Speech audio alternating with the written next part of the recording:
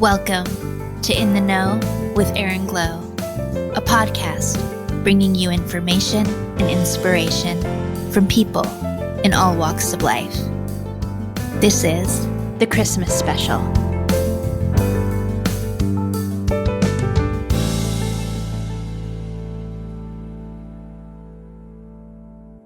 Merry Christmas and Happy Holidays, everybody, and welcome to the Christmas special of In the Know with Erin Glow. I'm so excited about this special. Obviously, it's all about Christmas and a little bit of New Year's Eve stuff. So I first want to welcome back my two friends and guests that are always on these themed episodes so far for the holidays or the seasons. I always ask them back because they're fun to talk to. They have a lot of insight. And they also love Christmas, just like they love Halloween and autumn. So YouTubers Tony and Derek, welcome back. Thanks for having us back again. Third time's a charm. Yeah, great to be back. How you guys doing? Are you guys in the Christmas spirit? I actually am drinking some hot chocolate. I have candy canes ready, so I'm ready to go. Yeah, I'm in the spirit, all right. Yeah, so I have a gingerbread coffee in my Santa mug. I have some Christmas donuts. I rarely eat donuts, but this is a special occasion. We have some fun topics to talk about, all about Christmas. We have some games to play, some questions to answer. So it's going to be a lot of fun. I hope this gets you in the holiday spirit. Real quick, did you guys see the gingerbread house that they made of Hogwarts? No. Have you seen that? No. You got to see that. Y'all go Google it. It's worth seeing. It's a Hogwarts that you can eat. Oh my god. Is it like life size? No, it's not, but that would have been better. No, it's huge though, and it's not just Hogwarts, it's like the property and like the Quidditch area. Like, it would look really cool. You gotta look it up. It's cool. I once saw a gingerbread house in a hotel. Like, I wasn't in the hotel, but I saw a picture online. They had it like in the entrance of a hotel, and it was like life size. You could walk into it. I remember telling my friend, you should go there. I dare you to go take a bite out of it. You think you'd get arrested if you took a bite out of a gingerbread house in a hotel? I definitely think he would. Imagine how much time they put into that too. Who was the question, though? Probably not the hotel people. No, this is true. They probably commissioned it. Yeah. All right, well, we're going to get started. Just like the autumn special, we're going to start the episode off with a bucket list for Christmas. A lot of you gave me some feedback about the autumn bucket list and seemed to like it, so I figured it'd be fun to do one for Christmas. So again, I got some of these bucket list ideas from bucketlistjourney.net. It's a woman who has a website where she makes all kinds of bucket lists. Totally her ideas, so I want to give her the credit, but she's really good at making bucket lists, and I thought I chose some of my favorites. I didn't choose all of them because she had a long list for Christmas, but I chose about, let's see, I chose about 22. My lucky number. But I chose 22 to do. She had about like 50. We have a lot to cover in this episode, so I didn't want to do all 50, but here are 22 of my favorites. And yeah, are you guys ready for the bucket list? I was born ready for the bucket list, actually. That sounded a little aggressive. I don't know if I'm ready now. Well, let's see if any of you have done this yet so far this year, or if you plan on doing it, or if you've ever done it. Maybe it's something that you've always wanted to do but never did, but maybe it's something you do every year. We'll see. But here is bucketlistjourney.net's suggestions for a bucket list for Christmas, what you should do before the Christmas season ends. Number 1, attend a tree lighting ceremony. Now, many cities or landmarks will have a ceremony honoring the lighting of their tree. It's a night where crowds of people load up on hot cocoa, dress in their warmest attire, and gather around the tree waiting for the flip of the switch. Now, of course, a lot of people watch the Rockefeller Center tree get lit every year in New York City on TV. It's a big thing. It used to be bigger. I think they still air it on TV, but it's not as big of a deal as it used to be when I was a kid. But it's still fun to watch. They have like celebrities, performers, other celebrities there make appearances. Sometimes they have figure skaters skating on the rink. I always enjoyed that when I was little. So yeah, I mean, if you're in New York City, go to that ceremony, but I'm sure that's huge and tons of people. I mean, I don't know, do you guys know of any tree lighting ceremonies in your area? I know there's one in LA over here, one at the Grove. A little bit away from me, there is the La Salette tree lighting ceremony, and the whole entire place is lit up. It used to be, I don't know if it still is, but it used to be the most lights in one location. Like, it's bright. Like, I can see it from where I am.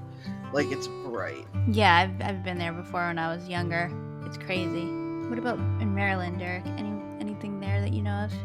Not that I know of that's like super close to me. I know they usually have a giant tree outside the high school that they usually decorate, but other than that, I would call it like a tree lighting ceremony. I'm sure there's one around somewhere. You just have to drive a bit to it. Maybe there is one near that I just have no idea about, but Well, I'm sure listeners out there can look online and just look up a tree lighting ceremony in your area. I don't know if it's too late by the time this comes out because it'll be very close to Christmas because I plan on getting this out right before Christmas. So you're probably too late if you didn't go to one this year because I think trees would be lit already by that time. But I mean, you could always go look at the tree in person. That's always fun. I actually have a funny story though. A few years ago, I went with my sister to New York City for like a day, and we were trying to go to the tree lighting ceremony in Rockefeller Center, but we were late on the bus because we were traveling from Boston to New York, and the bus was like got stuck in traffic. So by the time we got there, it just ended. So there were like crowds of people like coming out, and we couldn't get anywhere near it until like 3 in the morning. And we're trying to get near it, and the cops are there like shooing us away. So we missed it, but we got to see it later. But yeah, it's crazy there, like in person. It's just crazy. They won't even let you get near it if you're not part of it. So just be prepared if you plan on doing that one year. All right, number 2, get your picture with Santa. Whether you have a child or are a child at heart, like me, and I'm sure Derek and Tony, go to the local mall and get a cute snapshot of you with good old Saint Nick. As a kid, I've got pictures with Santa. Did you guys get pictures with Santa as kids? I'm sure that's a thing, right? I think everybody did, no? Yeah. Yeah, we got a couple. I haven't in a while, but I'd still go today. If I really Yeah, felt I good would on go for too. COVID. Honestly, yeah, I'd go take pics with Santa. Why not? Who cares? I think I did get one as an adult. I don't remember exactly where, but I think I did do it once. And yeah, they'll welcome me right up there. Santa's a jolly old man. He's gonna welcome you up there no matter how old you are. His ass gets paid regardless. He doesn't care. But yeah, and then of course you take your pets. I take my guinea pig Brett. He's seen Santa a couple times. It's adorable. They had him at the pet shop. You know, you take it for free. It's a really cool thing they do. It's cute. Tony, do you take your cats to see Santa? Oh, I can't take them anywhere. All right, number 3, leave cookies for Santa Claus. On December 24th, leave cookies for Santa Claus, even if you don't believe in him anymore. You can eat them in the morning. That's a great plan. Have you all left cookies for Santa at one point when you were younger? I actually don't know if I have done that. I might have when I was really young, but I don't have like a memory really of that, so I don't know. Yeah, we would leave cookies and we would leave carrots for Rudolph. Yeah. Not the other. See, that's the thing. It wasn't the other reindeers because they were assholes to Rudolph. So we always gave Rudolph a bunch of carrots, and Santa had cookies and milk. Nice. Yeah, I remember leaving them one year, and I remember, you know, you guys know this, when you're at that age where you kind of know that. Now, if there's kids listening, I suggest you turn this off right now or skip over this part. But you kind of know, you have that feeling like, I don't think there's really a Santa, but I'm not positive. So you kind of like are thinking about it, and you're like, well, I'm leaving these cookies out. I want to see if I catch my parent, you know, eating it. You kind of want to know, but you kind of don't, because you feel like if you do know, like, I don't know, with me, I was like, oh my God, if I find out he's not real and they're the ones eating this, I'm gonna feel so betrayed. I felt kind of betrayed. Did you guys feel that way? I don't think I was ever one that really looked or wanted to look like for presents or stuff like that. I just kind of went to bed and woke up and was excited. Oh yeah, but I mean, I was always afraid like that I was almost afraid that I would find them eating it accidentally and they would be the ones embarrassed. You know what I mean? I mean, I get what you're saying, but no, I never did that. So you just were like, whatever. Yeah. Yeah, we normally had like these big, like, family get-togethers on New Year's Eve. Yeah. We would just be so tired. Not New Year's Eve, Christmas Eve, excuse me. and we would get so tired that we just slept through the night. Yeah. Well, I'd leave cookies out for Santa still. Why not? All right, number 4. Make a homemade gift. Now, there's always something special about giving or receiving a homemade gift. It's a fun thing to do in any season, but especially Christmas. It could be a glass frame with pressed wild flowers, or pretty smelling soap, or infused vodka. The possibilities are endless. So, she suggested that she said she's really loving these flavored salts with cute little glass jars. And yeah, I feel like homemade gifts are always fun to make because it shows that you're putting effort into it for a person, especially if it's something you know they'll like. And it's just, I don't know, there's something different about making it yourself than buying it in the store. I mean, obviously, if there's something you want that's in the store and you get excited about it, great. But have you guys ever like made a homemade gift and given it to somebody for Christmas? Yeah, I feel like homemade gifts, like you were saying, they're just more sentimental. Like, buying something is good. Like you said, if it's something you know they want, but there's just something different about, like, a homemade gift. Because it's like there was time and effort and, yeah, just a lot of time and effort and thought put into it rather than just, wallet. It's a lot more meaningful. Yeah. All right, number 5. Make garland for a tree. And once you've picked your tree, how about trying to make a festive garland to go around it? The internet is full of directions on how to make garland in all kinds of creative ways, so you can make it with various things like popcorn and candy canes and all of that. Popcorn garland. I'm sure everyone's made that. What exactly? So it's just the string that goes around it with stuff like that? Because I always call that like the Yeah, tinsel. it's like no, tinsel's the thin silver little stringy things all separately, whereas garland's like the long, I don't know what you would call it. It can have tinsel on it, but it can also just be like made of, fake artificial trees. String popcorn can be used as garland. Oh, okay. Yeah, because I think we did that in school once. I was really young with that little popcorn. Yeah, it's like a big thing. Yeah, popcorn. But yeah, garland is the string with whatever on it, and then tinsel, it's the shiny shit, right? The silver, yeah. Okay. Mm-hmm. Garland's like the long thing where you can put it on a tree like several times, go over and over. Yeah. Yeah. Yeah, okay, I get what you're saying. Okay, carry on. All right, number 6. Make an ornament. Put on your creative activity hat and make your own holiday ornaments for your tree or someone else's. Most craft stores carry clear bulbs that can be filled with an array of festive things, or get even more crafty by looking up DIY Christmas ornaments. So yeah, I mean, everybody's made their own Christmas ornament at one time or another. Whether it's just like cutting out construction paper or cutting out regular paper.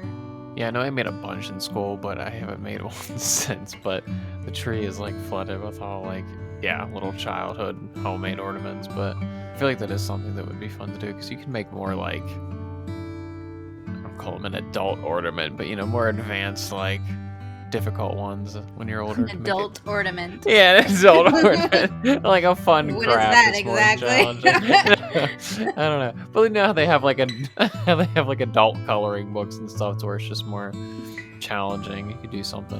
I'm sure there's got to be some sort of ornament that's along those lines. I like the clothespin ornaments. You put 2 clothespins upside down, and it's a reindeer. Yes, I made those when I was little. Yeah.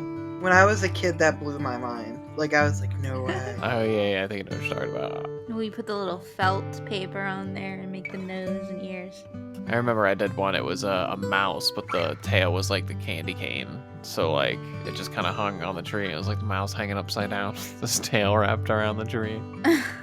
Yeah, I don't think my mom has any of our homemade ornaments anymore. That's something I'm definitely gonna ask her. Oh yeah, I still have all of mine, I think. Well, when you're an adult, you get to that certain phase where you just buy everything instead of, you're creative in a sense while you're decorating, but you don't go, full out making decorations. And it came to a point right after we all grew up that my mom her Christmas trees just started to be like, like those home and garden Christmas trees. Do you get what I'm saying? Like, it's so fancy. So of course the kids' ornaments wouldn't be on there. We're grown anyways.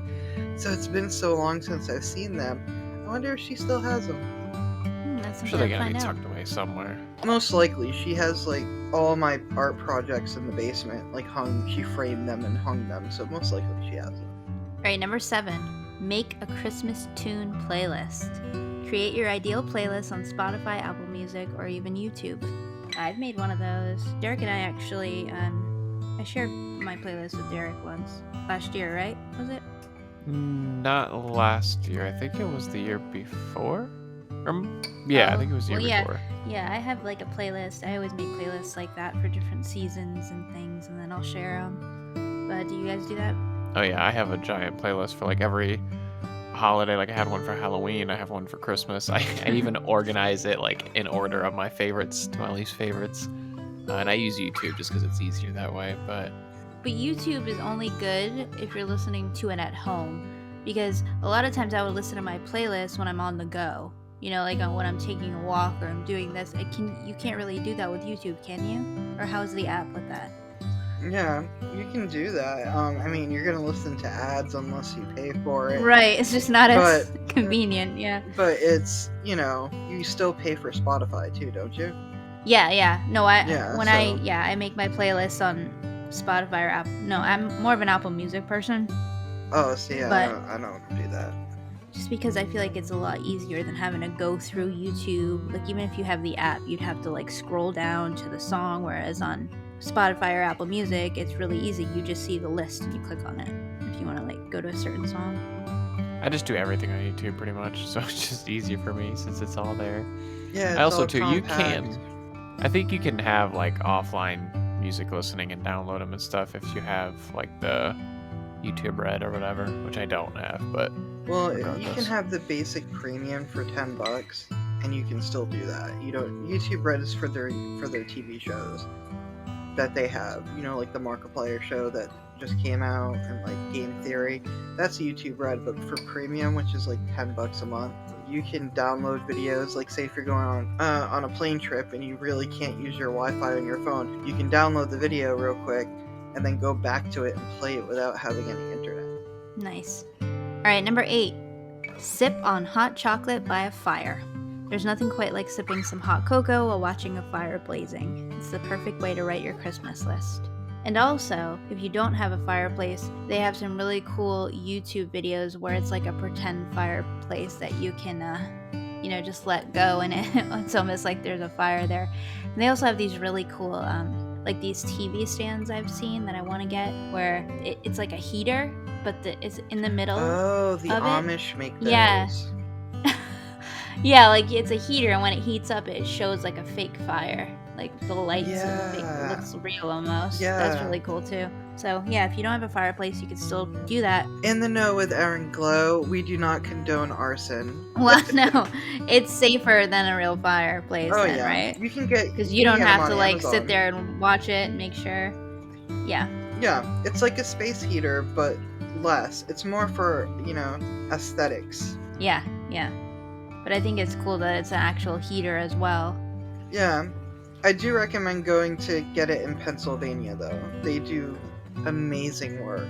Pennsylvania? What do you mean? Like the Amish? Store? The Amish build them. They started making them, actually, and that's where the fad came in for the fake fireplaces. And they just continue to make them. And they do, like, a really great job. They have their own little shops, and you get, like, good prices. And it's handmade, too. Who wouldn't want that? You want something that everybody else has? Or do you want something that's unique for you? True that. Number 9. Donate a toy. Christmas is all about giving, and giving a gift to a child in need is one of the most rewarding things to do this holiday. A heartwarming addition to your Christmas bucket list. You can donate to Toys for Tots or other places in need. You can try your local homeless shelter, children's hospital, or a fire department.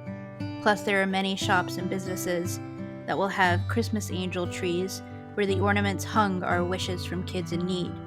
Now, this is really cool because I did this once when back, I think it was 2008 or 2009 when I first moved away. I started a music promotion company called Glow Music Promotions, and I basically put together this toy drive where I went to the local. Now, a lot of the big places won't let you do it, but this was in Arizona, and and I went to like some independent music stores and things like that, and I asked them if I could put like a jar on their counter, and it said, this is Glow Music Promotions, we're donating. If you could donate, we're buying toys, we're gonna give them to sick kids at a hospital.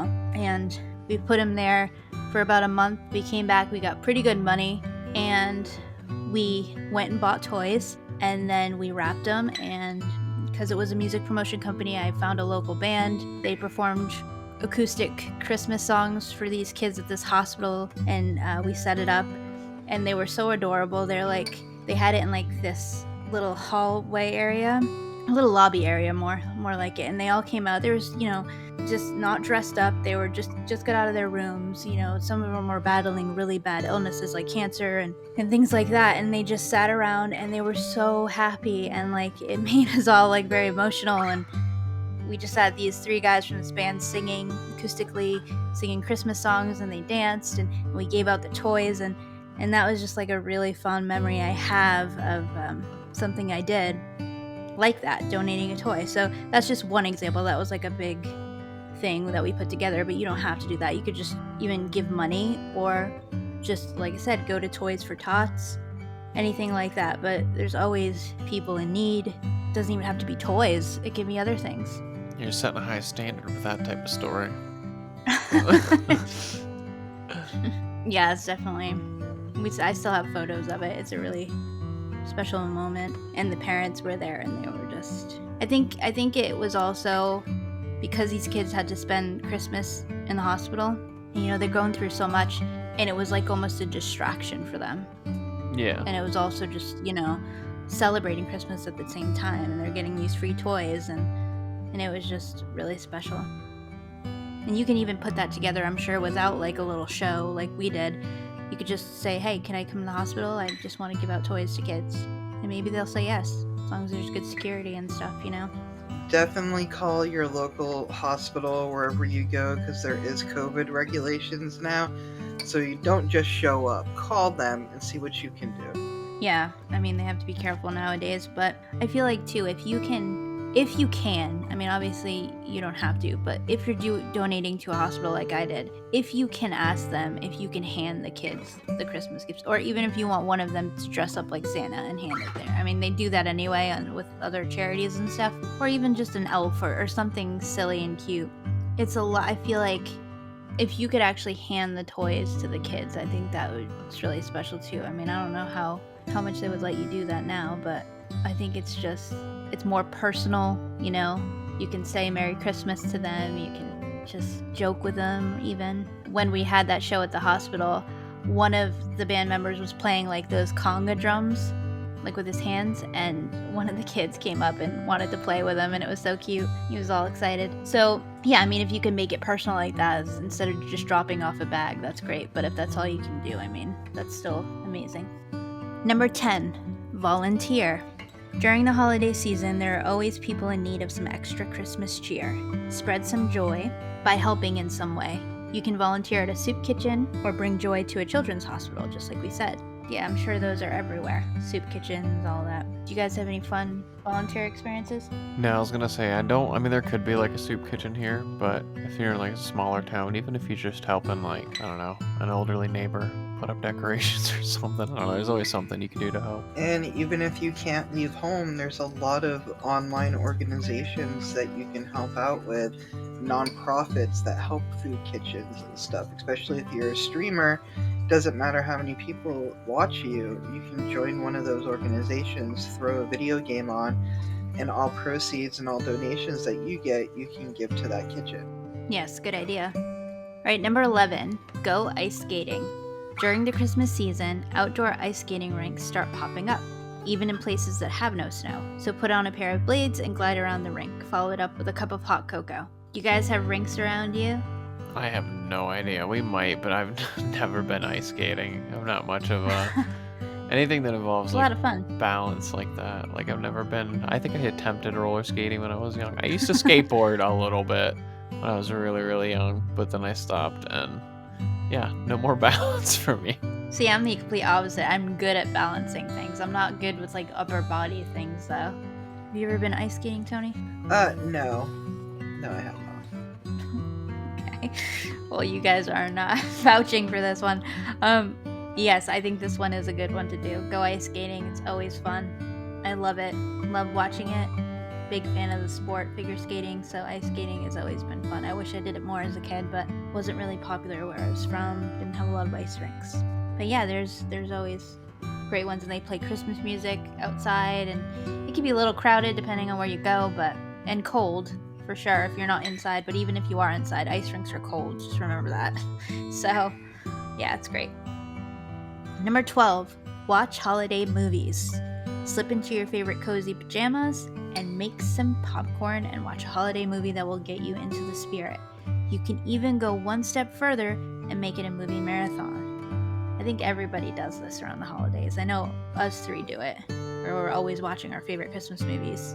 Oh, yeah, I always, every Christmas, I watch all the Harry Potter movies. Is that a Christmas movie? It's everything. It's Harry Potter. It can be anything. Don't put limitations on Harry Potter. It's true. It doesn't have to even be holiday movies, but I mean, it has a Christmas feel to it. Like if you watch it, does it? Yeah, it does have that. You know, and in the movies they celebrate Christmas, and they make this big magical thing about it. And it, I mean, even though it's only like a 20-minute scene, the Christmas scene, I don't know. Something about Harry Potter is very Christmassy to me. Yeah, I have my own ritual of watching my marathons. I start with like holiday, Christmassy horror movies, and then work my way down to regular. Gotta always watch A Christmas Story. It's top 5 movie of all time. Have you seen the new one? Not yet. Man, I am going to, so don't say anything. I'm not gonna say I haven't seen it. That's why I'm asking you. No, I have not yet. All right, number 13. Hide or find the elf on the shelf. At the beginning of the holiday season, this cute elf is placed all around the home, acting as Santa's eyes and ears, making sure all the children are behaving. Every night, after the children have gone to bed, he goes back to the North Pole to report to Santa. He returns to the home in the morning, but always to a different location. If you have kids or even want to play along with your housemate, it's fun to hide and find him. It's one of those activities for all ages. Yeah, so I've never had an elf on the shelf. That was a little bit after my time of being a kid, wasn't it, Tony? I think when we were younger, I don't think that was out yet. Yeah, that was it. It was after more like my a time, 2000s too. thing. Because I remember, when it started to become popular, being like, what in the world is this thing?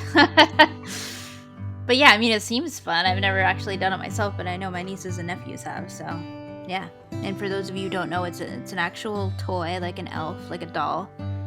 And you are supposed to place it in all different places around the house without your kid knowing if you're doing it for your kid or, like it says here, your housemate, your spouse, whatever. If you want to play the game, they're not supposed to see you moving it, and then they don't know where they're going to find it.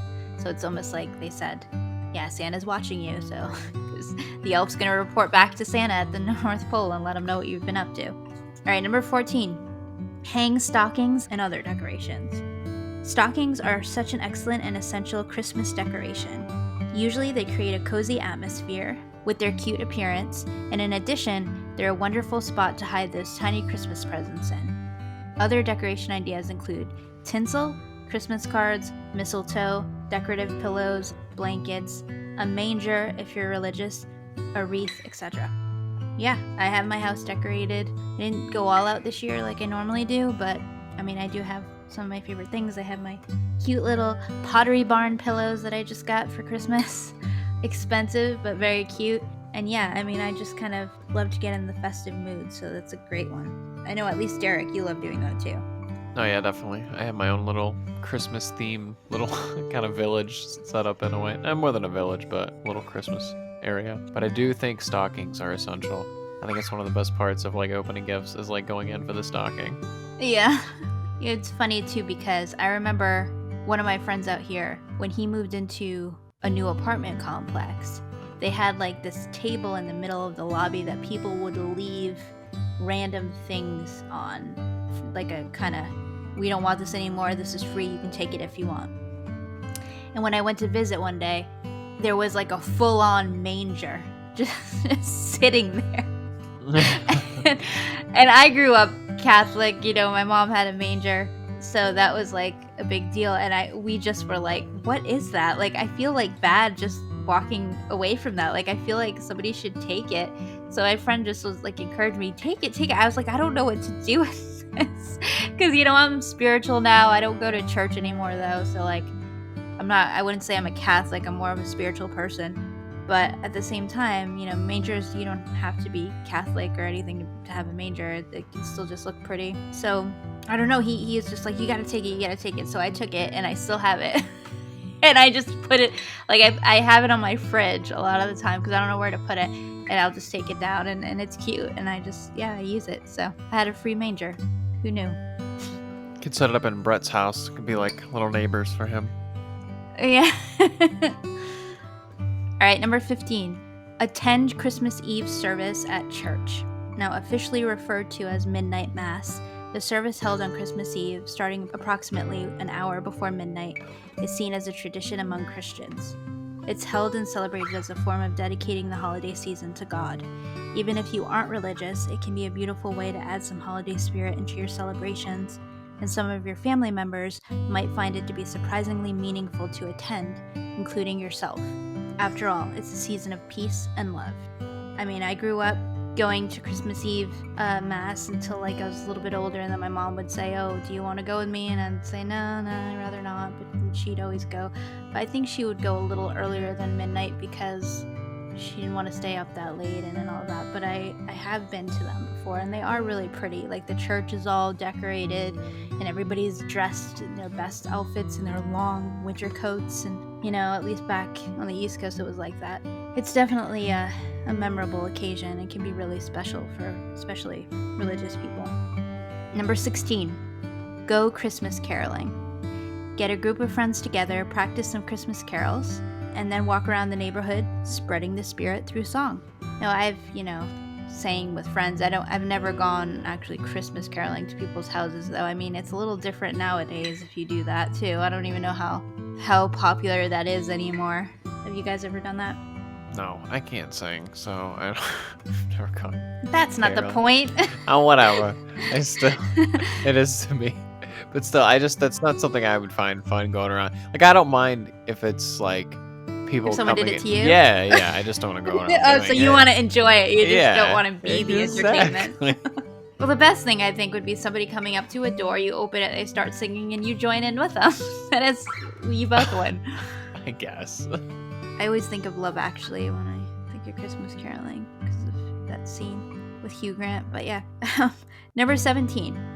Go see the Nutcracker Ballet. Whether it's just on a small local stage or a big city production, a quintessential thing to do during the holidays is to escape into a dreamland with the exquisite ballet performance of the Nutcracker.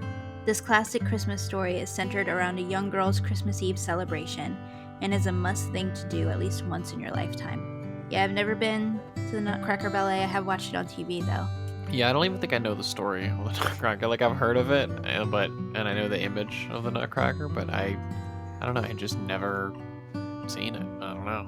Also, I don't think Nutcracker has to always be ballet.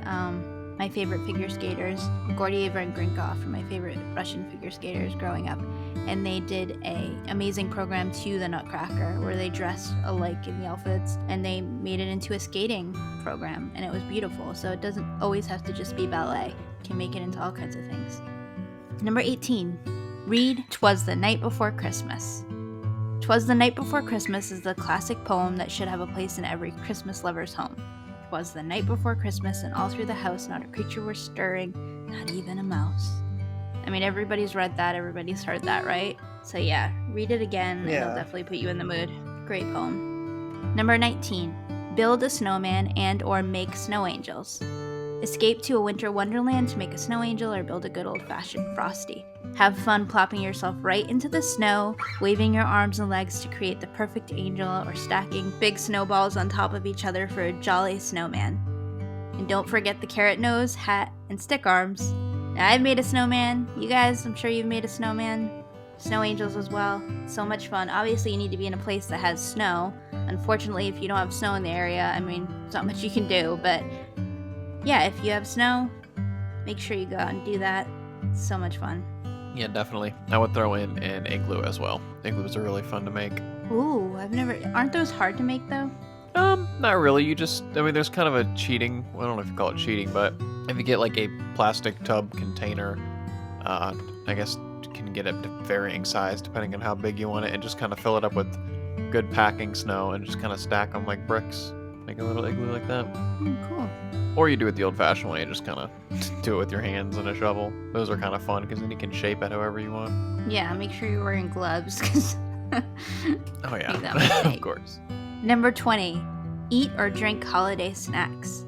In addition to the hot chocolate by a fire, there's nothing better than making and eating a gingerbread house and or Christmas cookies and candy canes, sipping on eggnog or your favorite holiday coffee drinks.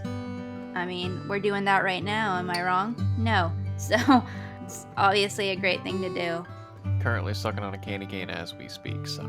Yeah, I have candy canes too. Awesome. Do you guys have the red and white candy canes or the red, green, and white ones? I have the red and cotton white candy peppermint. ones from Big Lots. Oh, so you have the flavored ones. Yeah. Yeah, they make all kinds of flavors too. Like Yeah, I went all I out. saw like They had lemonade so ones many. or Oh, I haven't had those yet. They had the pink lemonade ones. Those were good. yeah.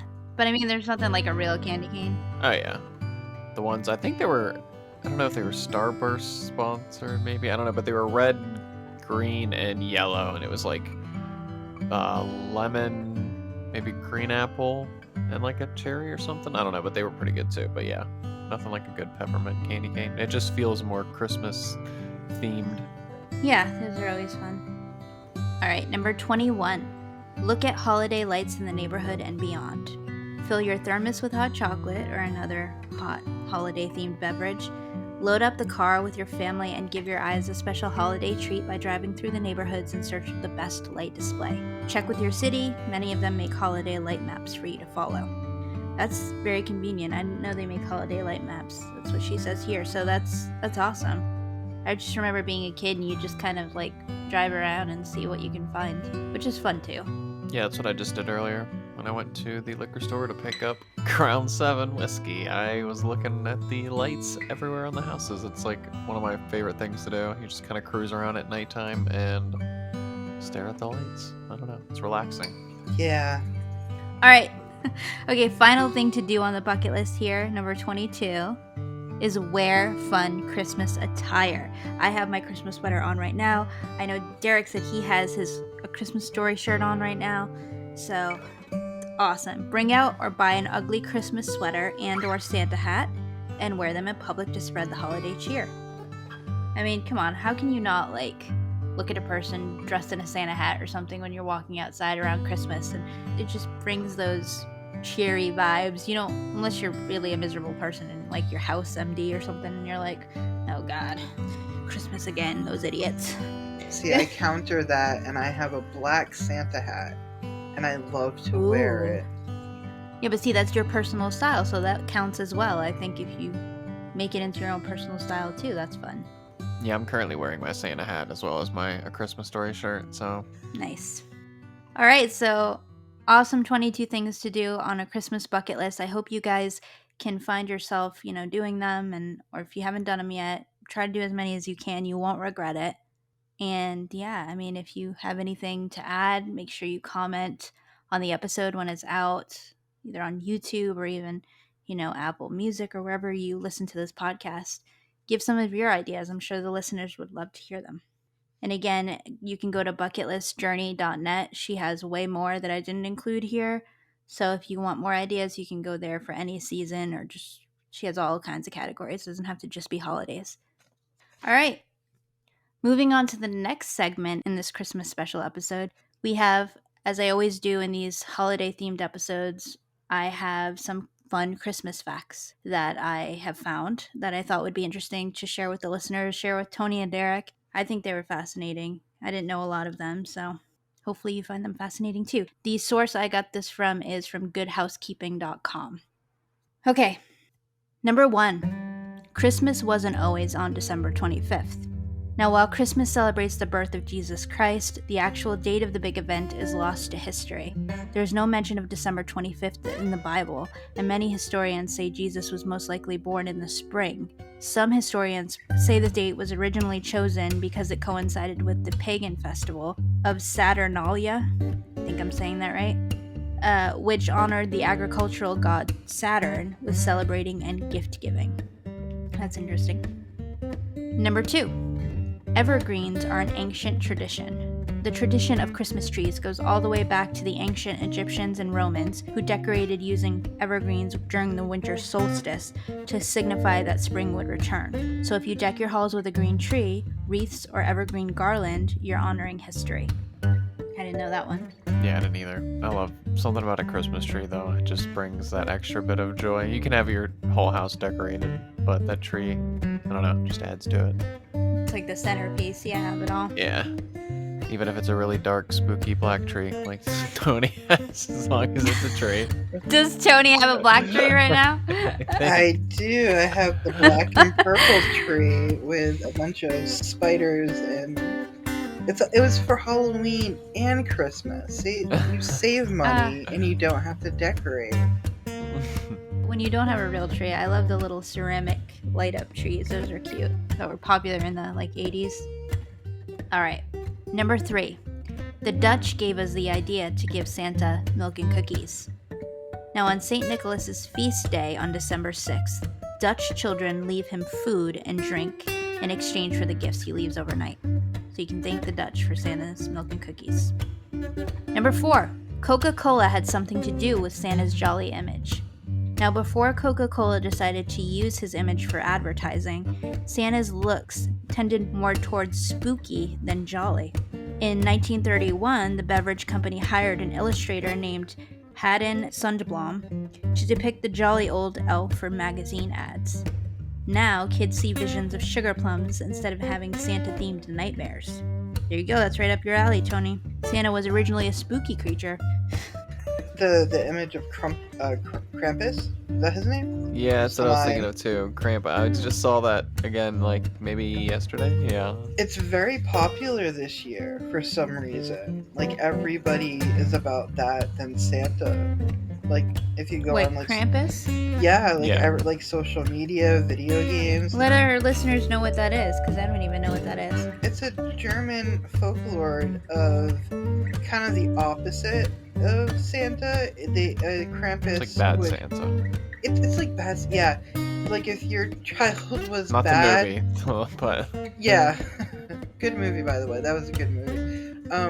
But if your child was bad, Krampus would come and he would take your child, put him in a bag, and whip him with branches. That is terrible. Okay, Hey, that you asked. I mean, that is not where we're going. And they take the kids home and he puts them in a pot and like eats them or something. I don't know. There's a big story and lore behind it. I recommend y'all just wiki it. Okay, well that's the dark side. But it's also a nice cheesy comedy horror movie based on that. So there's a horror movie based on that. There's a couple. Oh yeah. All right. Well, there you go. So yeah, Santa is not always seen as jolly, but thankfully Coca-Cola made him that way. Number 5. Hanging stockings started by accident. Legend has it, we hang stockings by the chimney with care thanks to a poor man who didn't have enough money for his 3 daughters' dowries. Generous old Saint Nick dropped a bag of gold down their chimney one night after the girls had hung their freshly washed stockings there to dry. That's where the gold ended up, and the tradition stuck. Wow. Wait, who was on their roof with money? Saint Nick, duh. No, the creeper. Generous old Saint Nick. Legend has it, it's a folklore. Oh, it's a Okay, that because I took it as this could be true, and I'm like, who the hell is on my roof? This is weird though. Why did we start putting stockings or socks on chimneys? Well, that's the legend. Well, remember the Christmas, you know those stop motion Christmas classics that we watch? What was the reason for that? They explained the stocking. Do you remember? Talking about like Rudolph and stuff like that. Didn't you watch the one of how Saint Nicholas became Santa Claus? I might have, but I don't remember it honestly. Yeah, I don't remember, but there is a reason behind the stockings, and I think we should trust into that that movie. All right, number 6. The 8 tiny reindeer had lots of names. Rudolph was almost named Rollo or Reginald, Reginald, which doesn't quite have the same ring to it. But his crew also had lots of other names. They've also been called Flossie, Glossy, Racer, Pacer, Scratcher, Feckless, Ready, Steady, and Fireball. Love it. Can you go back to Feckless? Yeah, I don't know. Fireball wouldn't be a bad name for like Rudolph as the lead guy if Rudolph didn't exist. And then Pacer isn't bad, but I don't know about the other ones. You don't like Glossy and Flossy? Not at all. Number 7. Christmas wreaths are religious symbols. The Christmas wreath first originated as a symbol of Christ. The holly represents the crown of thorns Jesus wore at his crucifixion, and the red berries stand for the blood he shed. So when you see a wreath this holiday, you'll remember the reason for the season. Yeah, I don't know. I like wreaths too. They kind of just give me that Christmas vibe. Wreaths and trees. Probably because those are the 2 most popular things around Christmas. Oh, yeah. That's why it gives me the Christmas vibe. Number 8. Jingle Bells was originally a Thanksgiving song.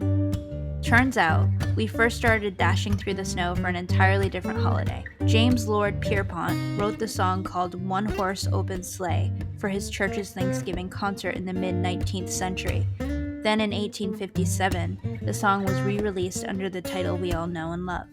Today, it's still among the most popular Christmas songs. That's a good one.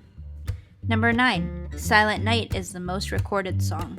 We all know the same few handfuls of Christmas songs play at stores and on the radio in a loop all season long, but one of them has been adapted more than others. Silent Night earns that title as the most recorded Christmas song in history. It's had more than 733 different versions copyrighted since 1978. Really, that one kind of shocks me. I don't know why I thought it'd be something else. I mean, I guess that is a popular one, but... Yeah, I mean, if you think about a lot of Christmas albums, they all seem to include that song, at least on, if an artist has multiple Christmas albums. And a lot of different genres do it too. What's that popular one? That was it Mary, Do You Hear Me? Do you remember that one? Oh, yeah, something like that. Yeah, I think I know what you're talking about. Number 10. Celebrating Christmas used to be illegal. From 1659 to 1681, anyone caught making merry in the colonies would face a fine for celebrating. By the Revolutionary War, the day had so little significance that Congress even held their first session on December 25th, 1789. Christmas wasn't even proclaimed a federal holiday for almost another century, proving that the Grinch's attitude toward the holiday was alive and well, long before he was. Wow, that's crazy to think. Number 11. Settlers created the first American eggnog. The Jamestown settlers created the first American batch of eggnog, although it likely bore little resemblance to today's comforting tipple. Tipple. Is that a drink? I guess that means drink. Tipple, I don't know. I've never heard that word before, but I'll trust goodhousekeeping.com. The word nog comes from the word grog, or any drink made with rum. An early nog didn't have the rich, milky base we now ladle out of Grandma's cut crystal punch bowl, though. Yeah, I love eggnog. I gotta have it like every year for Christmas. I even have it Thanksgiving time too. So, whoever started that invention, thank you. Yeah, a lot of times people will start drinking the eggnog for the season at Thanksgiving dinner. My family has done that. But you know what I hate though, is I really like eggnog, but I have to have a dairy-free kind. Because, I used to drink dairy when I was little all the time, but then I realized I was lactose intolerant. Long story, but now if I even drink it with dairy, it bothers me way more than it did when I was a kid. So I'm always looking for the dairy-free eggnog, but they're always sold out. It's only that kind that is always sold out. Yeah, I'm sure they don't make a lot of it too. Yeah, see, they need to make more because some people just cannot drink that without getting sick. But yeah, I mean, they make it now with oat milk, almond milk, if you can find it, soy milk, all of that. And it tastes exactly the same in my opinion. I always get the United brand. It has this really good taste and creaminess to it. I don't know. I've never even heard of that brand. Yeah, I don't know. It might be like a more of a generic. I'm not actually. No, I don't know. Either way, it's good. That's like the one that is. Yeah, I think the most popular one is like Hood brand, isn't it? Like Hood or something like that. I don't know. I was gonna say Gallagher's is good too. They're that like they make really good chocolate milk, and then they do eggnog for the seasonal. But I do like the Hood golden eggnog. That is like the best. Yeah. Could be from where we're from too. It was popular too since Tony and I are maybe. from the same area. So growing up, there was always the Hood kind, and you might be a little different. But eggnog is eggnog. I think, I would encourage you guys. Have you ever tried the dairy-free one? I would encourage you to try it, because it is really good. Like, it tastes the same to me. no, I've never had it, but I might try it at some point. I know they sometimes have like gingerbread flavored eggnog too. I've seen in the store a few years ago, and I tried it once. It's pretty good, but there's nothing like the original. Number 12. Christmas decorating sends nearly 15,000 people to the ER. If you've ever watched Clark Griswold decorate his house in Christmas Vacation, that stat likely doesn't shock you. In fact, the Consumer Product Safety Commission estimates that 14,700 people visit hospital emergency rooms each November and December from holiday-related decorating accidents. So please be careful when you're putting up the holly and the ivy. Wow. Falling off ladders, I'm sure, especially outside decorating. Say, it seems crazy, like that's a high number, but then when you think, the high ladders and the ice, it's probably, when you combine those two, it probably makes a lot of sense. Yep. I mean, actually it reminds me, just a couple weeks ago, I put up some garland, like above, close to the edge of the ceiling, and I almost fell, so, yeah. Alright, number 13. The term Xmas dates back to the 1500s. Contrary to popular belief, Xmas is not a trendy attempt to take Christ out of Christmas. According to From Adam's Apple to Xmas, an essential vocabulary guide for the politically correct, Christianity was spelled, I'm going to spell it, Xinity, as far back as 1100. X is the Greek first letter of Christ and served as a symbolic stand-in at the time. So in 1551, the holiday was commonly called Xmas, I believe, which was later shortened to Xmas. Never knew that one. I just assumed it was because people just didn't want to say Christmas. It was too long. Yeah, I always thought it was just to shorten it, and then people freaked and thought it was anti-religious somehow, and then that became the urban legend. Yeah. Number 14. Here we go. Mistletoe is an aphrodisiac. The holiday decoration isn't just pretty, it's also an ancient symbol of fertility and virility, and the Druids considered it an aphrodisiac. So the next time someone cracks a joke about meeting you under the mistletoe, consider yourself warned. I guess that makes sense. Where that, not tale, what do you want to call it, tradition came from, the kissing under the mistletoe. Remember, kids, tradition or not, always get consent. Oh my god. Yeah, those kids are gonna listen to some rando on a podcast that has a black Christmas wrong. tree. I mean, I appeal to the kids. They like me. Okay, cool. Number 15. Candy canes originated in Germany. The National Confectioners Association says a choir master originally gave the red and white striped candies to young children to keep them quiet during marathon church services. So grandmas who still sneak the kids sweets during droning sermons, history is on your side. It wasn't until a German-Swedish immigrant decorated his tree with candy canes in 1847 that they became popular as a Christmas candy. Wow. I never would have guessed. Candy canes in Germany, right? Almost done here. Number 16. The Rockefeller Christmas tree in New York started out small. The first Christmas tree at Rockefeller Center looked more like Charlie Brown's than the big one that we have today. Construction workers first placed a small, undecorated tree while working there in 1931. 2 years later, another tree appeared in its place, this time draped in lights. It just kept getting bigger every year.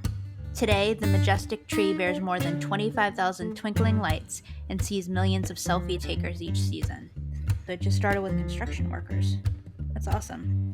All right, the final Christmas fun fact. We talked about this earlier. Tinsel has a storied history.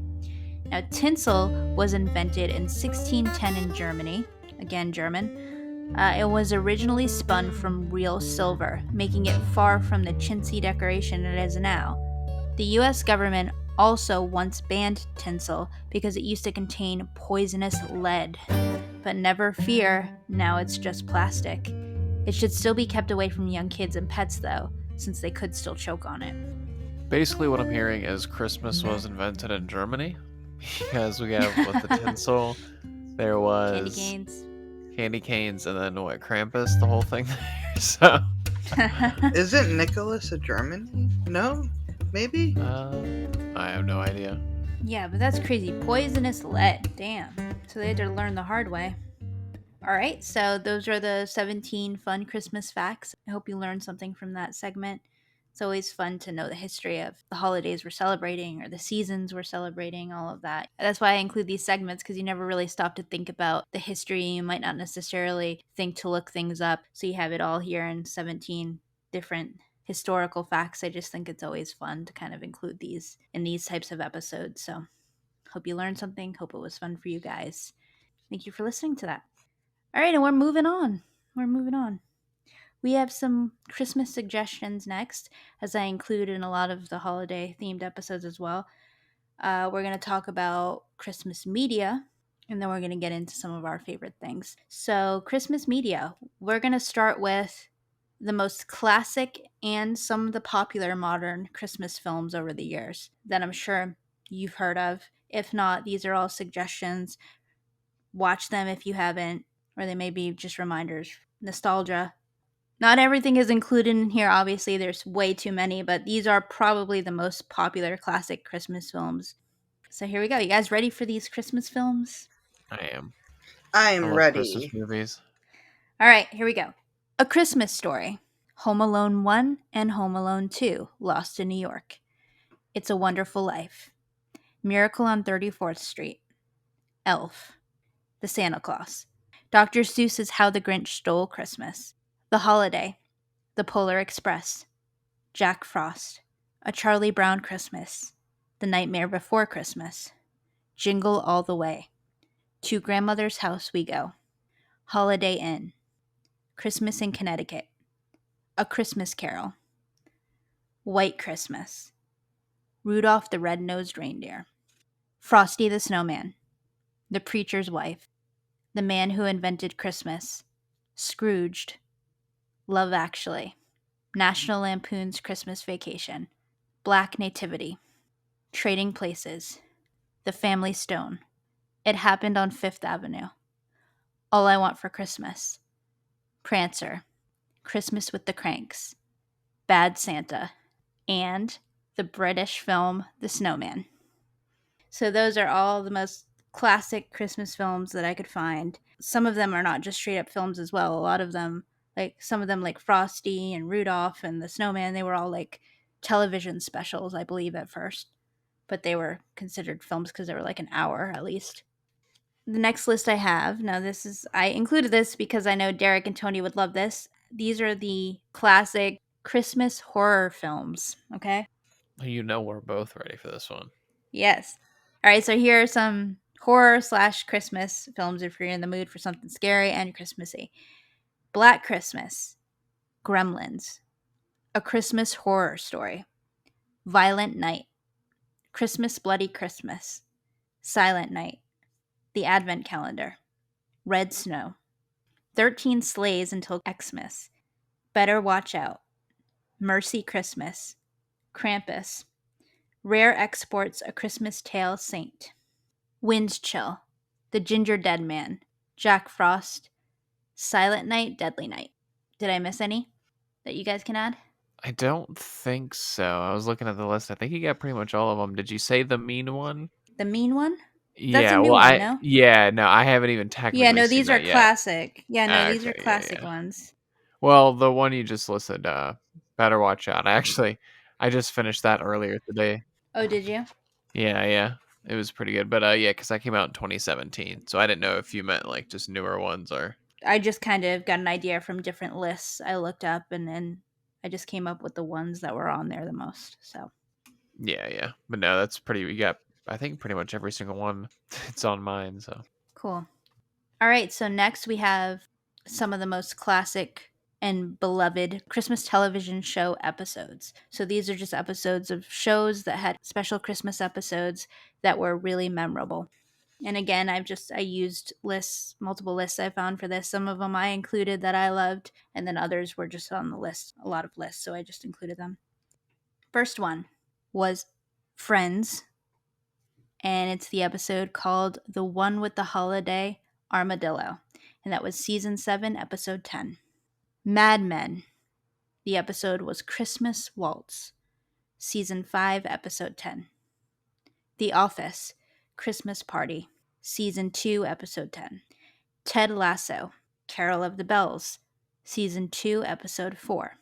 How I Met Your Mother, the episode was How Lily Stole Christmas, season 2, episode 11. Gilmore Girls, The Bracebridge Dinner was the episode, season 2, episode 10. Doctor Who, A Christmas Carol, and that was in 2010. Crazy Ex-Girlfriend, the episode was My Mom, Greg's Mom, and Josh's Sweet Dance Moves, and that was season 1, episode 8. Lizzie McGuire, the episode was Extreme Xmas, season 2, episode 20. The X-Files, the episode was How the Ghost Stole Christmas, season 6, episode 6. New Girl, the episode was the 23rd, season 1, episode 9. It's Always Sunny in Philadelphia, episode was A Very Sunny Christmas, season 6, episode 13. Boy Meets World, A Very Topanga Christmas was the episode, and that's season 5, episode 11. Black Mirror, episode was White Christmas, and that was in 2014. Lost, the episode was The Constant, and that's season 4, episode 5. Seinfeld, episode was The Strike, and that's season 9, episode 10. Glee, A Very Glee Christmas was the episode, season 2, episode 10. Will and Grace, Jingle Balls was the episode, season 4, episode 12. Party of Five, Christmas was the episode, season 3, episode 13. The Mindy Project, episode was Christmas Party Sex Trap, season 2, episode 11. Buffy the Vampire Slayer, episode was Amends, season 3, episode 10. Downton Abbey, Christmas at Downton Abbey, season 2, that was in 2011. Some of these didn't have exact episode numbers, so I just included what I could find there. Just a few more. The OC, The Best Chrismukkah Ever, season 1, episode 13. Blackish, episode was Black Santa / White Christmas, season 1, episode 10. 30 Rock, episode was The Christmas Special, season 3, episode 6. And finally, House MD, episode was Merry Little Christmas, season 3, episode 10. Do you guys have anything to add? Any Christmas episodes you liked? Yeah. Did you say American Horror Story? American Horror No, I did Story not. season 2, Asylum. I think it's episode 4 and 5, and it's the Christmas episodes. Okay, cool. Always looking for the dark side of Christmas, Tony. Okay. Last list in this segment, we're going to talk about, of course, the classic and popular modern Christmas songs. I only included some of the artists that kind of originally made that song to begin with, but a lot of these I didn't include the artists because there's so many versions made, and the original artist, it can date back to, God, so long ago, and you never completely know where it came from. So just going to list the song titles mostly. Here we go. Silent Night, All I Want for Christmas Is You by Mariah Carey. White Christmas, Last Christmas by Wham. I'll Be Home for Christmas. Jingle Bells, Have Yourself a Merry Little Christmas. Jingle Bell Rock. Happy Xmas, The War Is Over by John Lennon and Yoko Ono. The Christmas Song. Now, the Nat King Cole version is probably the most popular, but that's been done by a lot of people. Rockin' Around the Christmas Tree. Again, the Brenda Lee version is probably the most popular, but that's been done by a lot of people as well. Christmas Baby, Please Come Home. Frosty the Snowman. Rudolph the Red-Nosed Reindeer. Let It Snow, Let It Snow, Let It Snow. Deck the Halls. Santa Baby. Feliz Navidad. Blue Christmas. Elvis Presley's version is the most popular one of that. Hard Candy Christmas Dolly Parton made that one popular. Run, Rudolph, Run. Sleigh Ride. Merry Christmas, Darling. The Chipmunk Song. Christmas Don't Be Late. Winter Wonderland. It's the most wonderful time of the year. O Holy Night. O Come All Ye Faithful. Little Saint Nick. Christmas Time is Here. A Holly Jolly Christmas. Dominic the Donkey. Do you hear what I hear? Santa Claus is coming to town. 12 Days of Christmas. Merry Christmas, baby. Christmas Wrapping. River. I saw Mommy kissing Santa Claus. Grandma got run over by a reindeer. Peace on Earth. Little Drummer Boy. Wonderful Christmas Time by Paul McCartney. Hark the herald angels sing. Joy to the world. Carol of the bells. We need a little Christmas. It's beginning to look a lot like Christmas. Someday at Christmas. What Christmas means to me. And finally, what are you doing New Year's Eve? Yeah, I love me some Christmas songs. I feel like, I don't know, you get two types of people. There are people that absolutely love it and people that absolutely hate it. There's nobody that's in between, but I always seem to Yes, listen to it's it. true. It's beginning to look a lot like Christmas. Something about that one always puts me in the mood. Yeah, it's so upbeat and woo, let's do. And it's, yeah, it's exactly. I mean, the lyrics, right? It's right when the Christmas season starts to kick in. It's beginning to look a lot like Christmas. Toys in every store window. What was it? Something like that. I always find myself walking around the house singing it like once it's creeping up that time of the year. Oh my god, you shouldn't admit that. No, I'm kidding. Whatever.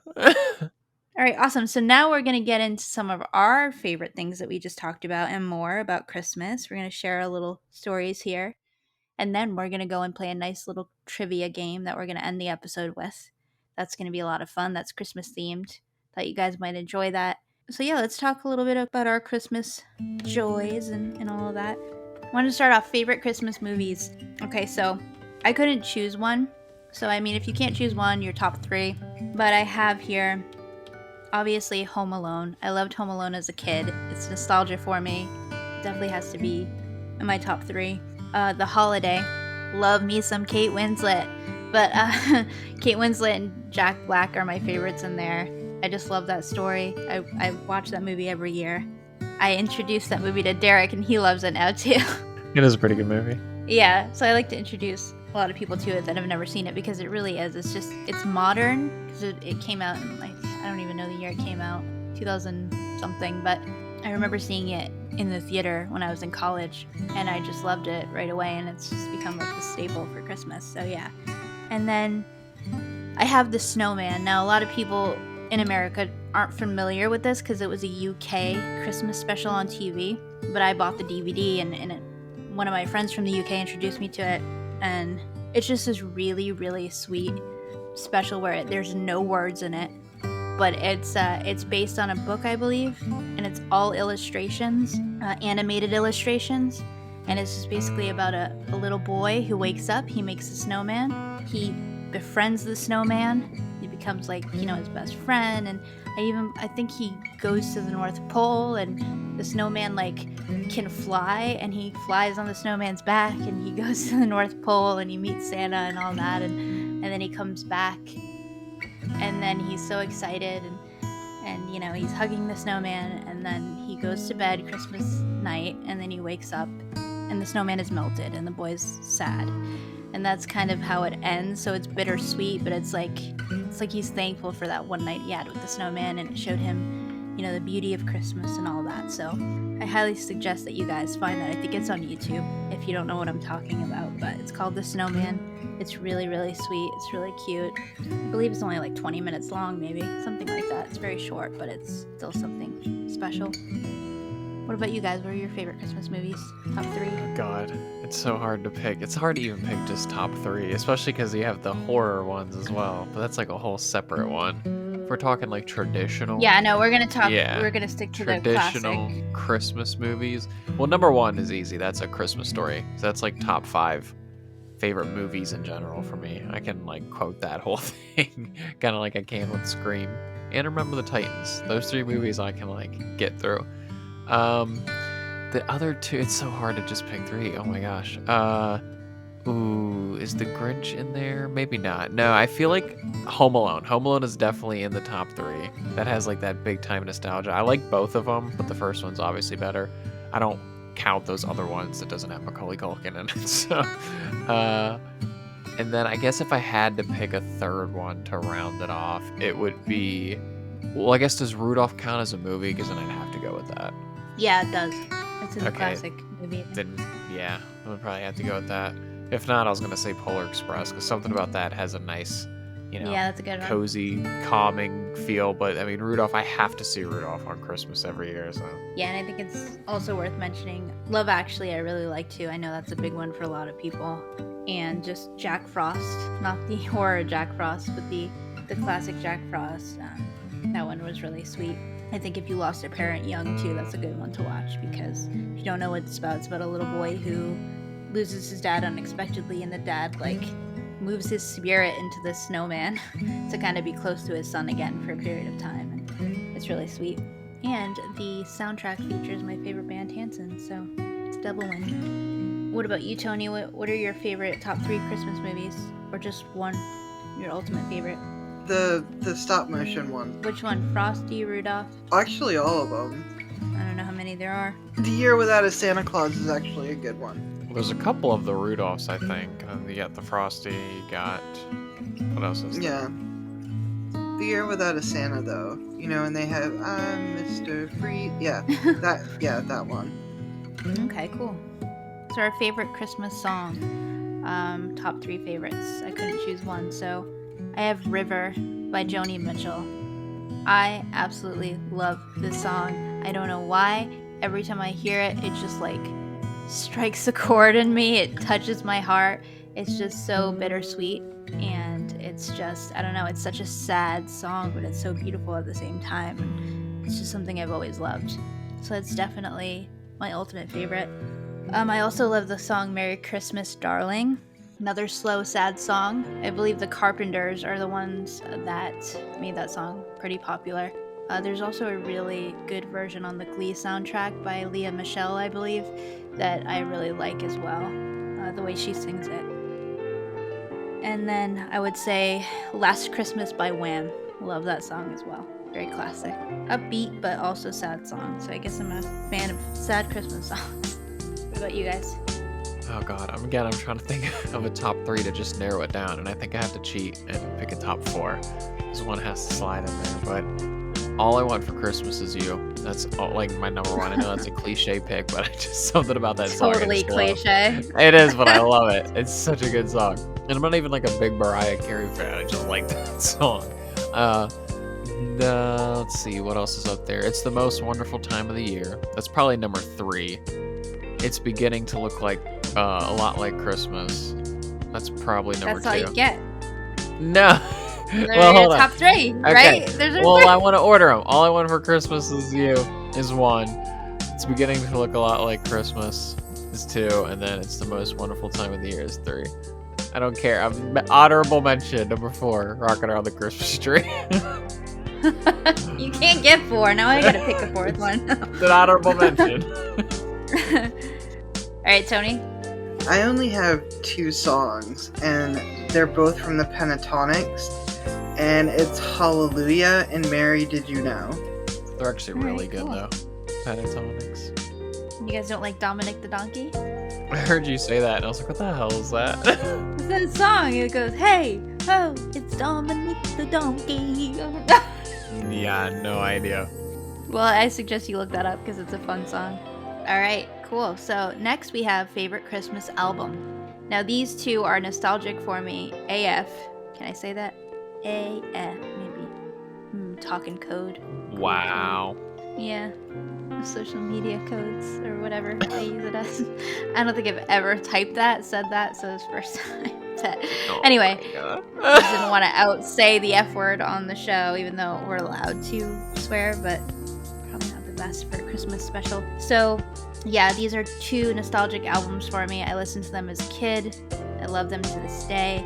And they are Snowed In by Hanson and Home for Christmas by Amy Grant. I got them both for Christmas one year, and I just listened to those over and over. And for those who knew me as a kid, you know I had a very big phase where I loved Amy Grant. I still like her music. I still think she's great, but I don't listen to her nearly as much as I did as a kid. But I did have that phase where, oh my gosh, I listened to her pop albums. Then I even went as far as her earlier albums because she used to, sing a lot of Christian music. So yeah, but she has her album Home for Christmas. That's a great album. It has the song you guys might remember was really popular in the 90s, Grown Up Christmas List. Really pretty song. That's probably another classic Christmas song. I don't think I included that in the list, but I suggest you listen to that song. But yeah, those are my two favorites. I mean, if I had to pick my favorite Christmas album, it's going to, again, be the cliche picks. Because I generally just listen to, like, individual songs more than go and seek out albums. But I know I like a lot of the songs on the Bing Crosby album. That was A White Christmas or whatever. And then the Frank Sinatra one, A Jolly Christmas. So I guess by default, they would be my two favorite. How old are those? Like 100 years old? Yeah. As if we want a more modern one, the Jordan Sparks did have an album that came out in 2020. I thought was pretty good. But other than that, I just stick to the classics. Yeah, I also liked two others I'll mention is Sia. She had a good Christmas album, and then Hanson recently had their second Christmas album a couple years ago. Finally, It's Christmas, it's called. Okay, so Tony, you have none to add, right? Yeah, I have nothing to add. Okay. All right. Favorite Christmas recipes. So these are just recipes that you eat around Christmas. Just like we did, we included some of our favorites in the autumn episode. We're not going to include the recipes for this episode, but we're just going to mention them quickly.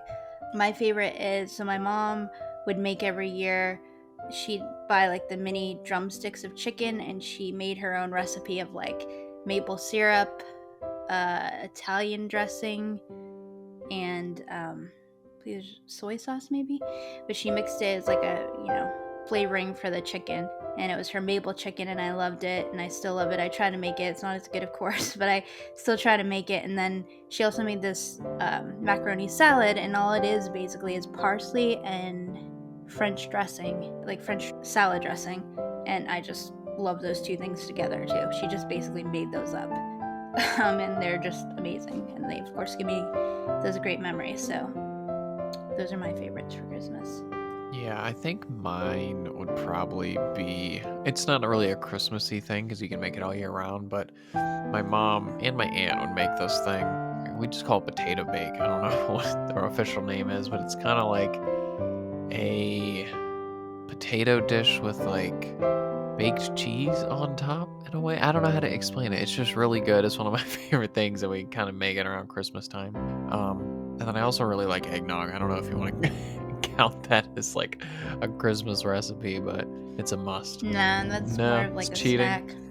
snack. My dad makes Portuguese sweet rice, and I love it. He only makes it for Christmas, Thanksgiving, and Easter, so it's very special because you don't get it for the rest of the year. What is it? Do you know what's in it? I cannot tell you. It's a family recipe, okay. But you can find your own online. Portuguese sweet rice. Is it kind of like a rice pudding, or? No, it is not. It's more of a rice mold. Okay, your family loves molds, huh? Jello molds. Well, it's not like in a mold. It's just, its pudding is a lot more loose. This is more dense. Okay, cool. Alright, we're gonna go on to our favorite Christmas decorations. Now, of course, like Derek said earlier, stockings you need the stockings.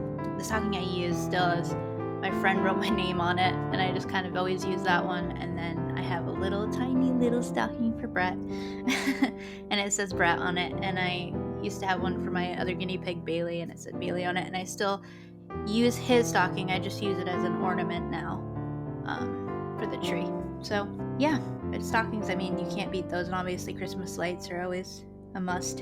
And I have my little, like I said earlier, my Pottery Barn pillows, my Christmas decorative pillows. I have a little snowman and a wrapped candy thing and a gingerbread house, all of that. I mean, I like just pretty much any Christmas decoration. Lights are nice. I do have like a soft spot for the little like Christmas villages that you can set up with like the lights inside of them. I think something about them, like especially under a tree, just has a nice atmosphere to it. Very calming, Christmassy.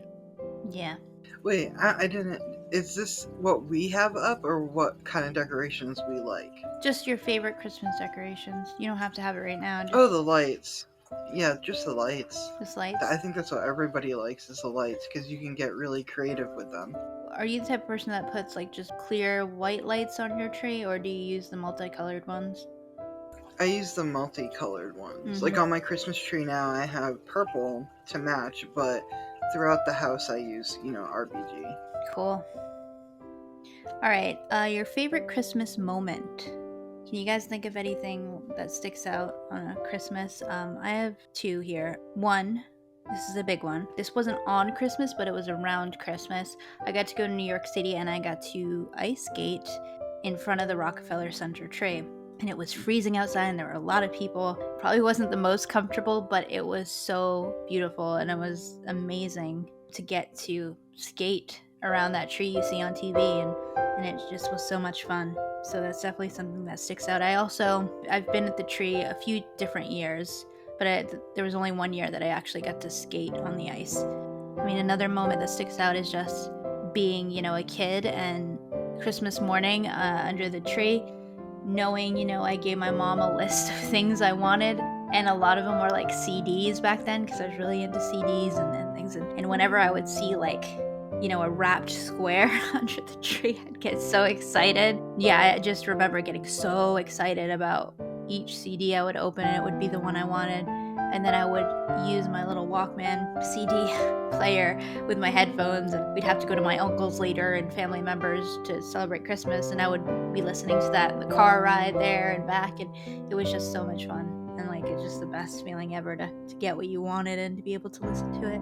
Those are probably my favorite moments.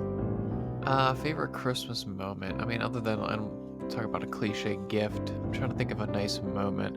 I do have this memory of like me and my older cousin going outside. We would always get together at my aunt and uncle's for like Christmas time. We'd get there like New Year's Eve, or I'm sorry, Christmas Eve and Christmas, and then I think we do it New Year's Eve as well. But and my aunt and uncle would always decorate like crazy, like go all out outside. The whole yard and everything was just top to bottom, lights and decorations and spinning stuff and moving stuff and all that. And me and my cousin would go out when it was like kind of getting darker and later, and we would like walk around the yard and stuff and pretend it was like Santa's workshop and stuff, because it was all this moving lights and contraptions, and we it was still in the peak time of make believe and having fun as a kid. So that's always a memory that I definitely have. Cool, sounds like fun. The one memory I have with Christmas that really means a lot to me is when we were younger and strongly, mind you, we strongly believed in Santa Claus and the reindeers. My aunt, my mom's sister, Aunt Donna, she got really drunk during one of the Christmas Eve parties, and she took us outside, drunk. Just drunk, but she was a happy drunk. She was very adventurous and very one of those out there people, and she saw an airplane. You know how airplanes had like the red lights that blink on it? Yeah. She was like, "Look, it's Rudolph!" We strongly believed that was Rudolph, and she's like, "You guys got to go to bed soon. You guys got to go to bed." And we did. We did go to bed because we strongly believed that airplane was Rudolph. We went to bed, and parents, they put together the toys and stuff, and that year we got a record player with a tape deck into one. And it was a big thing back then. I'm old, so you guys might have to Google it. But anyways, they were putting the entertainment center together, and apparently Aunt Donna accidentally used the hammer on the top of the entertainment center and hit the mark, and it made like a little indent. It wasn't huge, but it was enough to be like, oh, what happened? So the whole story was Rudolph Rudolph flew over our house. We went to bed, and Santa put it together, and Rudolph accidentally burnt his nose into the entertainment center, and that's how it got the little dent. And oh, wow. It's just the fun. Like, Aunt Donna was just the greatest woman when it comes to that. She was so good with kids. She was a teacher, so she knew exactly how to talk to us, and we believed it. And to this day, that is my fondest fondest Christmas memory. It's just something that's really special and something that can't be taken away. Like, it's better than a gift. Because Right. gifts can be taken away, gifts get old, you can store them away. But this was something that I can share with my nephew when he gets older, going, "Do you know your great aunt? She was crazy drunk, but you got to hear this story." You know what I mean? Like, Yeah. it's Yeah. something you can pass on, and we do talk about it fondly every Christmas. Sadly, she passed away battling cancer, but that was one of the greatest memories. Because when you're a kid, you're like, "Oh my god, it's Rudolph." I strongly believe it. So every time I see a red light on an airplane, I think of Aunt Donna. Well, yeah, it That's got your ass in awesome. bed, didn't it? Yeah, it did. We were like, "Oh shit, she's not playing around. Like, that's Rudolph up there. We gotta go to bed." Yeah, we were all about it. Yeah, I mean, that's the perfect thing to happen too. Red lights in the plane. I mean, made it seem realistic. It was perfect timing. And she believed it too. Like, she strongly believed that was Rudolph. And we did too. And in turn, we were like, "Oh my Hey, god, a she's couple for shots of real." whiskey. I feel like even any adult might start to believe that it's Rudolph. I'm Yeah. just saying, my Aunt Donna was a drinker, but she was a happy drinker. She wasn't a drunk. It was only celebrations and stuff. And when she was the funnest woman. Even when she was sober, she was hilarious. But it was just this memory. And I remember, when you're a kid, you don't know that, oh, Aunt Donna's a little tipsy tonight. But when you get older, my mom's like, yeah, she was drunk out of her mind. And I was like, that makes sense. Wow. Yeah, that's awesome. See, that's part of her legacy too. What she left, even on that drunken night, she probably had no idea, that you would forever remember that. Oh yeah, we all do. Me and my siblings, we always talk about it. It's definitely an Aunt Donna memory, and the fact that she was very artistic and she did a lot of knitting, and she knitted our stockings, and it was a tradition for all of us to have stockings. Whatever grandkids we would have, she would make the stockings. But sadly, we couldn't keep that tradition, obviously, because she passed away. So with my nephew, we just we winged it when it came to his stocking. Right. All right. Well, thank you guys for sharing those memories and your favorite things. It's really fun to hear. And, if you guys want to try out any of the things we said, be sure to let us know what you think of them, whether it be the movie, the song, the album, recipe. You don't quite have the recipes, but you can make your own versions of those. If you want to share your own favorite Christmas memories, let us know in the comments when this episode goes up. We'd love to hear it. Right, so we're going to move on to the last segment of the episode, and this one's going to be fun. So, Derek, Tony, and I, we each made some Christmas drinks, and you guys can just kind of play along if you're listening. We're going to play a Christmas trivia game. The first one of us to reach 25 right answers will be the winner. We're making it into kind of a little drinking game.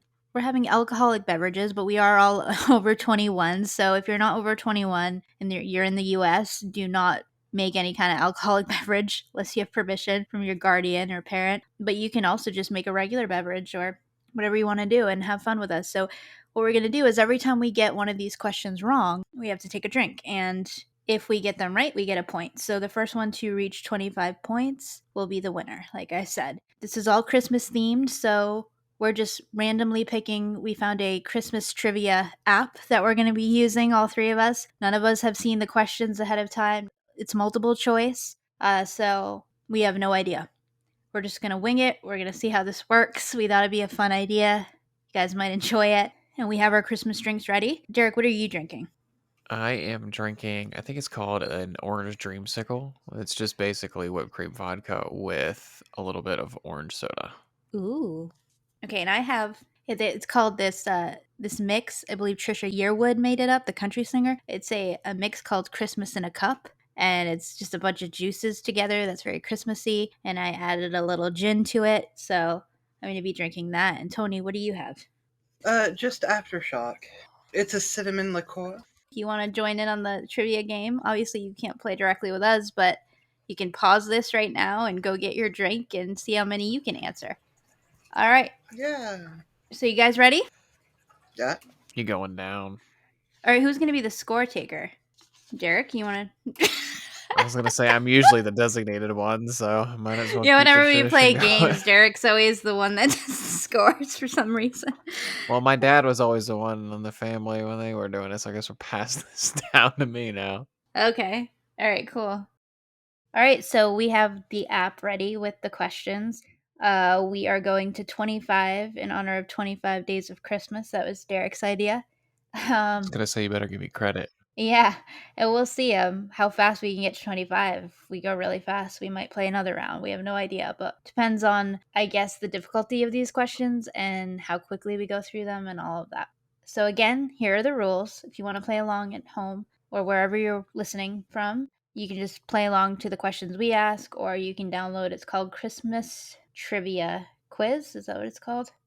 Yeah, Quiz or 2022 or Christmas. something like that. Yeah, if you look in your app store, it should be on Apple and Android. So Google Play. whoever, oh yeah, there you go. Whoever gets to 25 first is the winner. If we get it wrong, we have to take a drink. Again, I have my Christmas in a cup with gin and my candy cane glass. Derek has his orange creamsicle. And Tony, what do you have?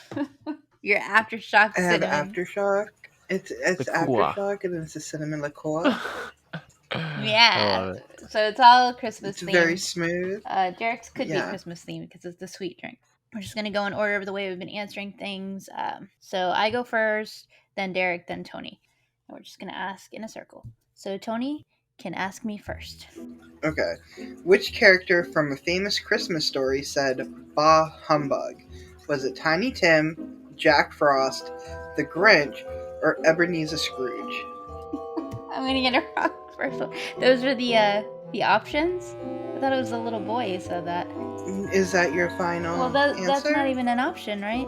Tiny Tim is the little boy. Oh, you know what? I'm thinking of the movie. Okay, Well, they say it in the movie as well. but this has nothing to do with the movie. This is the actual tale, the Christmas story. Okay, that's where I got confused. Scrooge. No, it's Tiny Tim. Nope, wrong. Ebenezer Scrooge. Tiny Really? Tim is the one that's trying. Yeah, Tiny Oh wait, Tim that's is right. the They're in the little same. boy. See, it seems so easy, but it's Yeah. like okay. All right, I'll take a drink. You gotta take double for that. I know, I was Ooh. like, That was. Ooh, that tastes Can you like imagine? mistletoe and Christmas trees. oh my Okay. god. Yeah, Scrooge was the one. He hated Christmas. Wow. Yeah, can you imagine if the movie Right, I was thinking like, they were in two separate things. Tiny Tim hated Christmas? Yeah, I was just thinking of And Scrooge. it Like was- I was thinking that the story was called Scrooge, and I was thinking of two separate. Yeah, I get it now. Okay.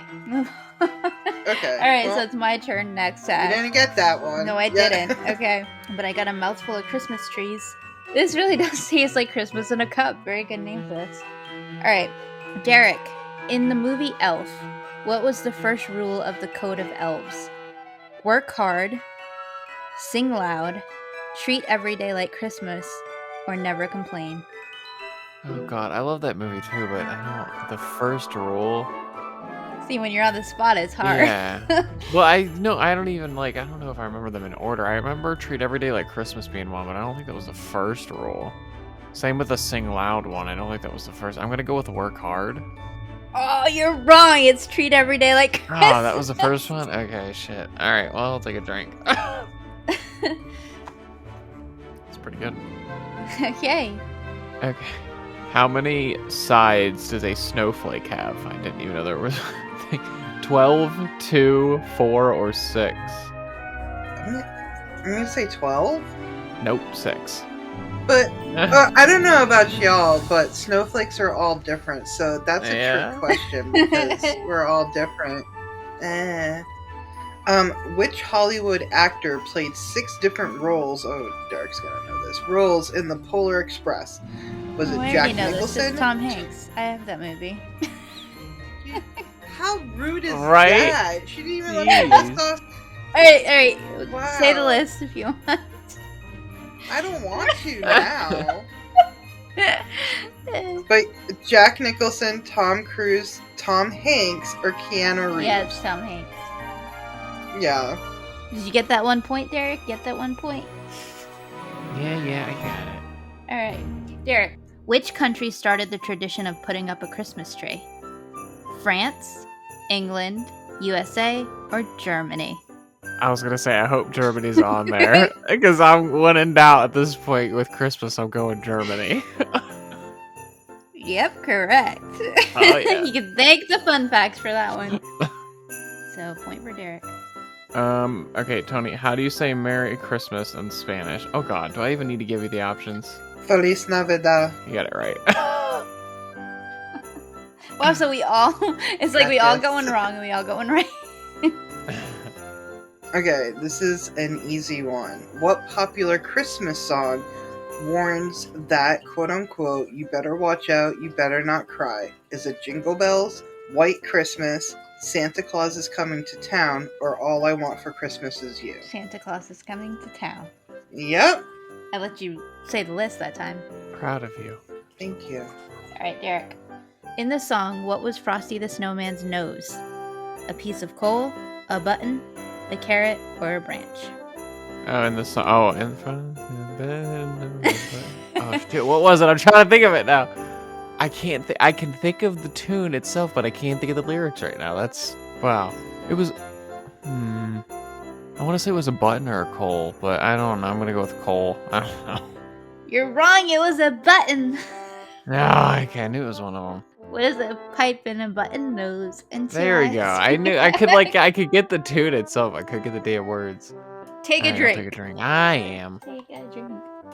Okay. What are you supposed to do when you find yourself under a mistletoe? Laugh, sing, kiss, or dance? Come on. Consensual kissing. Yep. So this is gonna be an easy one. Who sang All I Want for Christmas Is You? Madonna, Celine Dion, Jennifer Wow. Lopez, or Mariah Carey? Yeah, right? Mariah Carey. Yeah? Derek, how many ghosts show up in a Christmas Carol? 3, 4, 5, or 6? It's 3, right? Past, present, and future, or whatever. Nope, 4. Oh God, whatever. Take a drink. Doesn't he get Yeah, he meets up with Death. Yeah. I don't know. Yeah. I wasn't a big fan. I don't No, know it wait. that well. He meets the first. Getting these easy softball No, questions. he meets the first ghost that's like, oh, you're gonna be visited by 3 other ghosts. Remember, it's the first one, and then the past, present, and future come. So yeah, it was 4 ghosts. Well, that's what the Muppet Christmas Carol did, anyways. Alright, well, it seems like I'm going to be a lot more intoxicated than you guys are by the end of this game, so. Yeah. Alright, Tony. Which popular Christmas beverage is also called milk punch?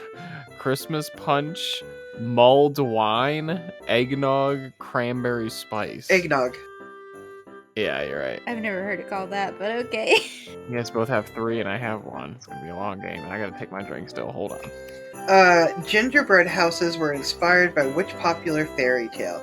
3 Little Pigs, Hansel and Gretel, Little Red Riding Hood, or Goldilocks and the 3 Bears? Hansel and Gretel. Yep. Alright, Derek. On the 11th day of Christmas, what did my true love send to me? 11 golden rings, 11 geese a-laying, 11 French hens, or 11 pipers piping? God, I know you're gonna be trying to sing this in my head. It's definitely not golden rings. That's 5. Well, Ricky, give it to me one more time. Why do I get this one? Come on, like these questions. Every time we play Get the trivia, I songs. get these. 11 gold rings, 11 geese a-laying, 11 French hens, 11 pipers piping. I'm trying to think what sounds natural. 11 geese a laying. 11 French. It's not French hens. It's not 5 Oh golden my God. rings. Or it's not golden rings. I know that's 5. 11 pipers. I don't think that sounds right. What is it? Pipers. What is it? Piping? Pipers piping. 11 pipers piping. 11. Hey, what was the other one? Last option? Geese a-laying, French hens, or pipers piping? 11 geese a laying. I feel like it's geese a laying. That sounds natural. 11 geese a laying. I'm going with that. Oh no. Oh, fuck. I can't say that. It's pipers piping! What? Whatever. I'm just gonna take It my sounded drink. better when you said it though. You were like, 11 pipers piping, and I was like, he got it, and you're like, no, it's the fucking geese, and then no, you totally went hard left on that. I gave up on that song after like 5 golden rings. I quit caring what the rest were. Okay. What was the first company that used Santa Claus in advertising? Nike, Google, Apple, or Coca-Cola? We just talked about it, didn't we? Just talk about Coca-Cola was the first. Was that your Yeah, answer? because Erin said it earlier. I paid attention. Yeah, see, these fun facts are helping with this game. Yeah, Coca-Cola Yeah, you're humanized right. Santa Claus because he used to look evil. And Coca-Cola, Yeah, see? even though, Neither's reason I included those fun but facts. Pepsi is better Well, because they I have don't the know who Coke the winner's there. gonna be, but we know who the loser is. Not necessarily. Alright. Wichita means Christmas in what language? Spanish, French, Italian, German. What's the word? Wichitatan. It's gonna give it away. It's already given away. I know this. Not necessarily. Yeah, Wait, no. say the options again? Spanish, French, Italian, German. I already know. How it's spelt, I already know. Can you spell it for me? Weihnachtschten. You gotta know. The German? Yeah. Alright. German. Alright, Derek. Which famous song begins, Sleigh Bells Ring, Are You Listening? Another song one. Sleigh Ride, The Little Drummer Boy, Winter Wonderland, or Carol of the Bells? Well, yeah, I think it's Winter Wonderland. Yep. All right. The traditional Christmas fruit of satsumas originated from which country? Japan, Spain, Greece, or Scotland? That's for obviously. Are you sure not Germany? Can you say the names again? Japan, Spain, Greece, and Scotland. And can you spell out the fruit for me? Satsumas. Satsumas, I guess. Japan? Is that your Yeah, it answer? sounds Japanese, but I'm probably gonna get dinged for this. No, you're right. That's Oh, what I really? thought too. I was about to say it sounds Japanese. Okay. Okay, this is gonna be easy. In A Christmas Carol, what was Scrooge's first name? Ebenezer. Yep. Okay. Wow. Derek, the day after Christmas is the feast of which saint? Saint Stephen, Saint Peter, Saint Larry, or Saint Bob? God, I don't know this. One more time. The day after Christmas is the feast of which saint? Saint Stephen, Saint Peter, Saint Larry, Saint Bob. I don't know, I'm gonna go with St. Peter. That sounds right. Probably wrong, but it sounds right. Nope, Saint Stephen. God. Derek's gonna be wasted. You get all these questions. You guys get easy ones. Who voiced Polar Express? Okay. Well, that wouldn't be easy for someone who's never seen Polar Express, so. How many people is that? I've never seen Polar Express because I feel like the CGI, they all have dead eyes. It looks weird. Oh my god, you're so dark, Tony. No, have you actually watched Polar Express and look at their eyes? Yes, I have it. It's fucking creepy. Dead eyes. Saint Nicholas is the patron saint of what? Children, parties, presents, or wine? Children. Yep. Nice. I am a recovering Catholic, so some of it still lingers. Where does eggnog originate? Germany, USA, Britain, or Spain? Did we just go through this too? Isn't it Germany? No, that was the fruit, and that was Japan. This is where does eggnog originate? No. I mean, in the fun facts, we had this again. Yeah, I think we Maybe. did. Yeah. Germany. No, Britain. Wrong. It was Okay, It was your own I'm fact. No, I'm getting you confused with something else then. Okay, I'll take a drink. It's been a while. All right, Derek. Which of these is the traditional home of Santa? Greenland, Iceland, Lapland, Ireland. Oh my god. There's a traditional home of Santa that's not the North Pole? Like, what is this? What are these questions? Greenland, Iceland. What were the other two? Lapland, Ireland. Alright, well, Greenland has a lot of ice on it, right? So we'll go with Greenland. Nope, Lapland. God, what even is Lapland? This game sucks. I have no idea. According to Christmas tradition, what will naughty children receive in their Christmas stocking? Like, you see, come on, what is this? Nothing. Oh, well, you know the answer, don't you? Because I just clicked it by accident and I didn't get to see the fourth one. Cool. Okay, yeah. Yeah. It was coal, cheese, nothing, and then something else that I didn't. Unless you clicked it by live in accident. Germany, then you get thrown in a bag. Get it, Krampus? No, Right? we're not No, going back to yes. that? Okay. No. Every time there's light, you let that darkness creep in. I got to. That's All what I live for. What color is Santa Claus's belt? Gold. Okay, listen carefully. Gold, red, black, white. What color is Black. his belt? Yep. Okay. We are getting easy questions, and Derek's getting stuck with that one. You think? Lapland. All right, Derek. What the fuck is a Lapland? This one should be easy for you. What is the destination of the Polar Express in the classic Christmas novel? Is it the South Pole, the North Pole, New York, or Lapland? Lapland's again. Oh my god. No, it's definitely the North Pole, isn't it? Yep, he got one right. What is the name of the period leading up to Christmas? Lent, Epiphany, Advent, or Easter? Advent. Yep. All right, score update, Derek. Tony 8, you 7, me 3. Okay. Okay, what's another name for Santa Claus?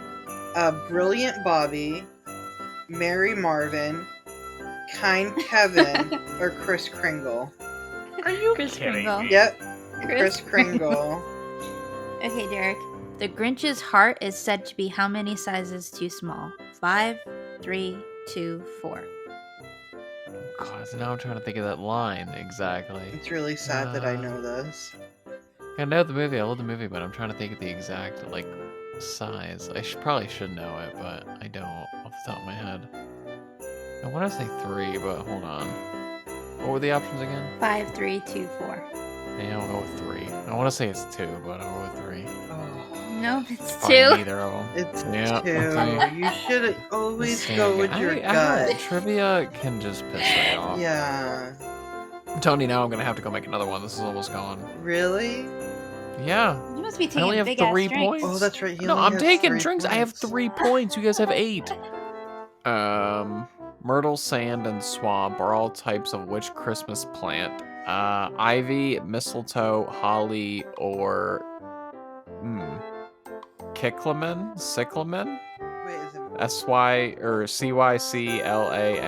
I know it's not mistletoe, and the other two have no relevance to holly. That's my final answer, Bob. What is it? Holly?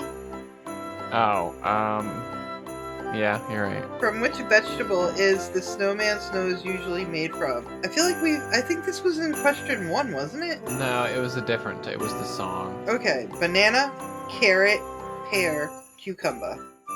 All right, carrot. Yep. Right. All right, Derek.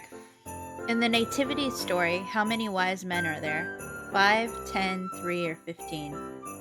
I think 3, maybe. Don't you have a nativity Correct. scene up right now? Couldn't Correct. you just turn your Yeah, chair that's and why count I it? guess I guess the answer that's there, but I don't know just because of my nativity You that need I to have is the start right winning answer. because then you'll stop drinking. Yeah, well, it's not looking like it's gonna be a plan. Give yourself a point. Yay! Take a sip just for good luck. Piss off. All right, what is the name of the reindeer whose name begins with B? Really? Brian, Bobby, Billy, or Blitzen? It's Blitzen. This is the stupid. I hate this game. This game is really out to get him. And I fucking love Bobby. it. It's really fucking you up. Bobby. His name is Bob. Okay, my turn. You're really gonna hate this, Derek. I just gonna give up on trivia at this point. Oh god, you're gonna hate this. Which of Santa's reindeers had a red nose? Oh my god! Was it Vixen, Dasher, Rudolph, or Prancer? Rudolph? Yes. Watch me get what's the freaking distance from the North Pole to Belfast, Ireland? What's the longitude and latitude to the pole? Doesn't even tell you All right. which one. They're like, fuck you, figure it out. Okay. You got me a point. You got me a point. I got you a point. You're even at 10 and I'm at 4. Chill out. All right. You'll catch up. You'll Derek. get there. Derek, where is America's national Christmas tree located? Now think about this question. Where is America's national Christmas tree located? New York America. City? Outside the White House? The Grand Canyon or Ellis Island? See, I feel like it's tricking me. Because I want to say freaking New York because that's like, oh, it's a big freaking tree. Everyone, we were just talking about it. But America's tree, at least want to say it's outside the White House. I don't know what the correct answer is. But now that it's my luck in trivia, it's probably one of the other two. So I'm just going to go with freaking New York. Oh my god, no! It's the White House. That's why I said pay attention to the question because it's national tree. Whatever. Okay, I'm just gonna say this. In Derek's defense, we live in America. All those trees are Americans. I checked them. They came here legally. Those trees are our Oh trees. my They're God, all all right. trees. Mute your ass. I'm trying to help him out. You see that tree You outside? can't be helped. Look outside. You see that tree outside? America. So you gotta take a drink. I already did. Which band sang the Christmas favorite Fairy Tale of New York? U2, East 17, NSYNC, or the Pogues? Pogs? The what? Pogues. Why do I want to say U2? But something's telling me it's like the Pogs or the Pogues because, you know what? But I feel like Bono has so much, so why give U2? I'm just, you know what? I'm gonna go with my gut, which says none of them, and I'm gonna say Hanson. You can't do that. You can't do that. Okay, U2. I'm just gonna say U2, but I have a feeling it's the Pogs. Yes, it's the Pogs. It's the Pogs. Yeah, see? They threw me out. It had to be some unknown you know. Oh, I'm taking a drink, sorry. How many doors are on an advent calendar? This is kind of a trick question because I watch YouTube videos of people who spend thousands of dollars on these stupid expensive advent calendars. And so this is a trick question because there's two answers here, but this one I don't know what this app is going to say what the right answer is. But it's either 25, 10, 24 or 12. Ooh, that is a tricky one. Yeah. I'm gonna say I want to say 24, but I might think 12. I'm gonna say 12. You're going to say 12? Yeah. Is that what you said? I know it's It's okay. The answer is 24 on this app, but advent calendars. Yeah, see, I knew it. Yeah, because it's every day of Christmas. But it's a trick question because advent calendars now do 25. So it depends on well, what I knew you it get. was every day till Christmas, but then I kept seeing 12 days of Advent. I would think I was confusing the 12 days of Christmas. I have no idea. All right. Well, I'm gonna take a drink. See, she got that one wrong. All right, Derek, are you ready? No. Yeah, you are, because this one's super easy. Oh, God. Who makes the toys that Santa delivers? Fairies, goblins, elves, or leprechauns? Elves. Yep. See, where the hell have these questions been? They're coming. In the UK, what is the name given to the day after Christmas Day? I actually know this one. Tennis Day, Bowling Day, Dancing Day, or Boxing Day? It's Boxing Day, isn't it? Yep. Okay, what pies are traditionally eaten at Christmas? Is it pumpkin pies, cherry pies, mince pies, or apple pies? Isn't it mince pie? I don't know, is that your final answer? Yeah. You are correct. All right, Derek. What is the name of the head elf in the Santa Claus movie? Benjamin, Bernard, Barnaby, or Bert? Pretty sure it's Bernard, right? Yep, got it right. Woohoo! An elf, Buddy had to travel through which forest the peppermint forest, the gumdrop forest, the candy cane forest, or the chocolate forest? Oh, see, that's so hard because he loves that fucking candy in that movie. Is it the gum? I'm gonna say Gumdrop Forest, but I think I'm wrong. It's candy cane.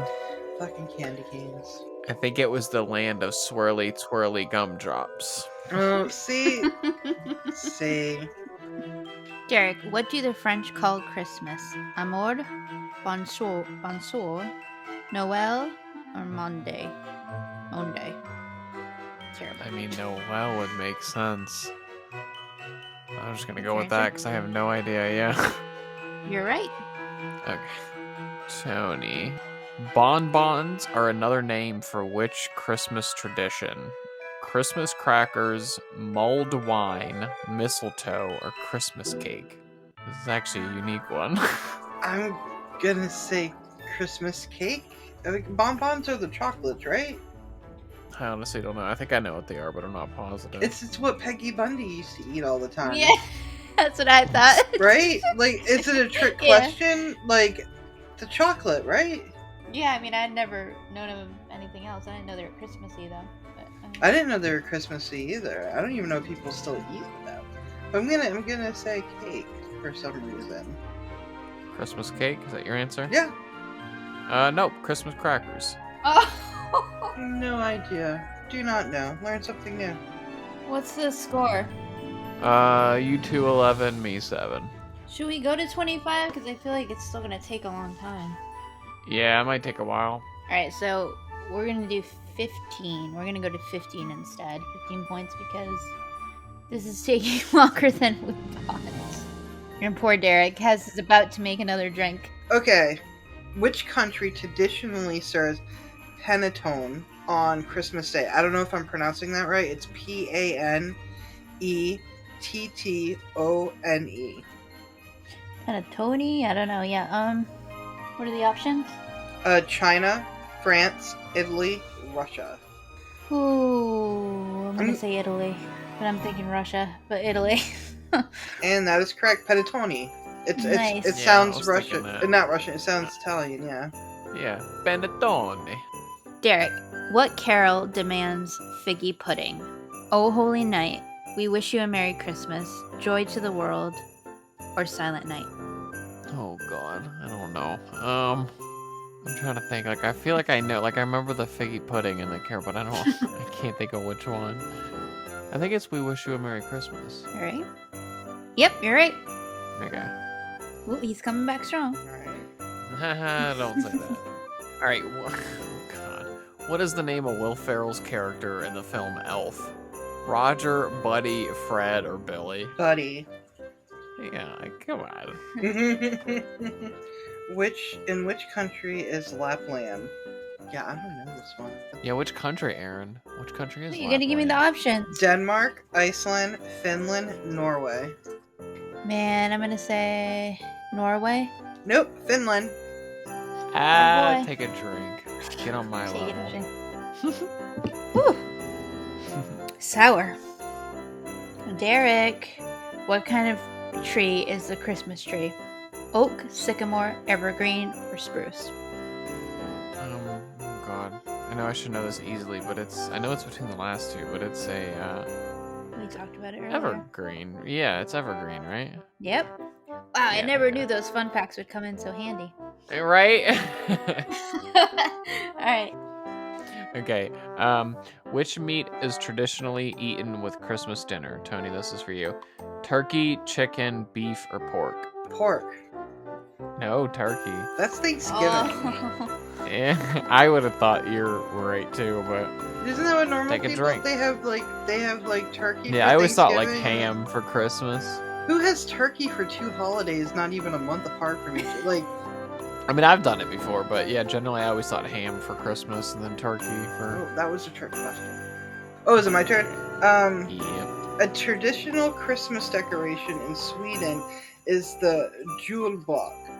What is it? Is it a glass dog, wooden horse, straw goat, or plastic cow? Wait, where is it Getting real. again? Sweden? In Sweden. Is it a wooden horse? Nope, straw goat. Oh my god.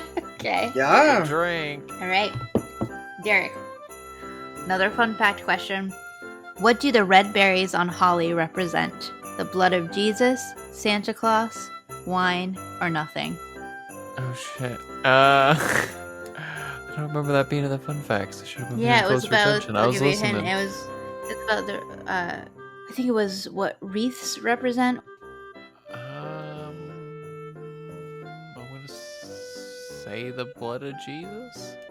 Yep, Probably that was not. in the fun Okay. facts. All All right. That's really creepy, though, eh? Yeah, it is. Yeah. All right. What? Who? Okay. Whose birth is celebrated on Christmas? Is that really for me? Yeah. Just to humor me. What are the options? Oh yeah, sorry. Santa, Joseph, Saint Nicholas, or Jesus. They gave 2 options for Saint Nicholas. Santa and Saint Nicholas. I know, it's confusing. Is it Jesus? Yeah, it definitely would be Jesus. It is Jesus, yeah. Ignoring the whole fact that he could have been born in spring that we said earlier. Oh man, we're getting close.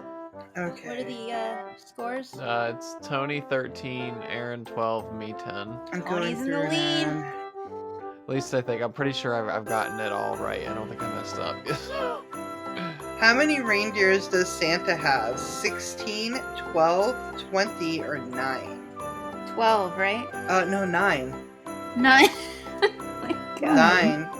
Another drink. Derek, name the character played by Macaulay Culkin in the film Home Alone. Marv Merchants, Harry Lime, Buzz McAllister, Kevin McAllister. Kevin McAllister, baby. Kevin! Yep. Oh shit, don't call it a comeback. What kind of mint-flavored candy is commonly used as a Christmas decoration? Tic Tacs, Mentos, candy cane, or Lifesavers? This is fucked up. Candy cane. Yep.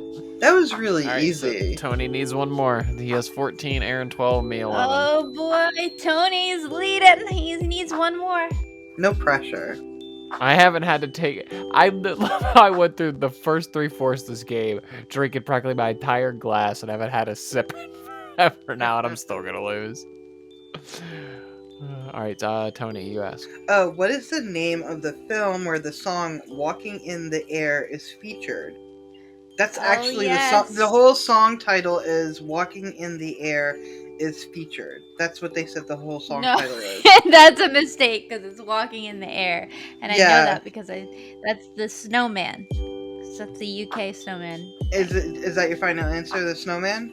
Yes, because it's a very popular song in that. Yes, that little yes, feature. it is the snowman. Yay! Oh shit. So I need one more.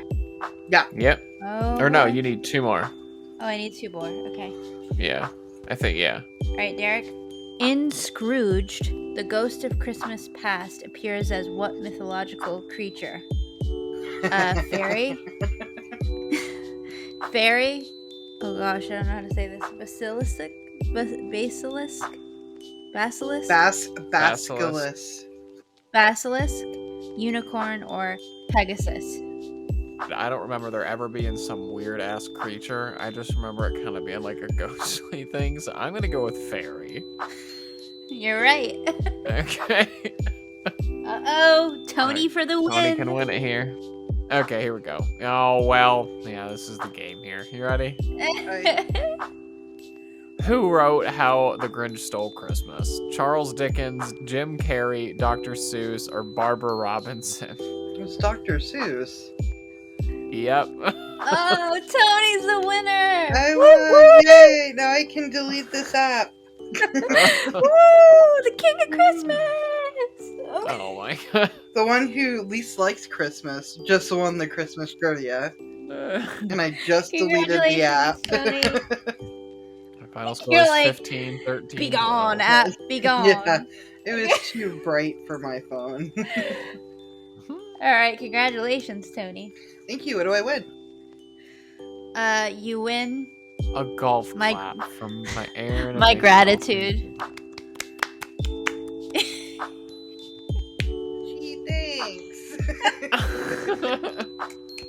All right.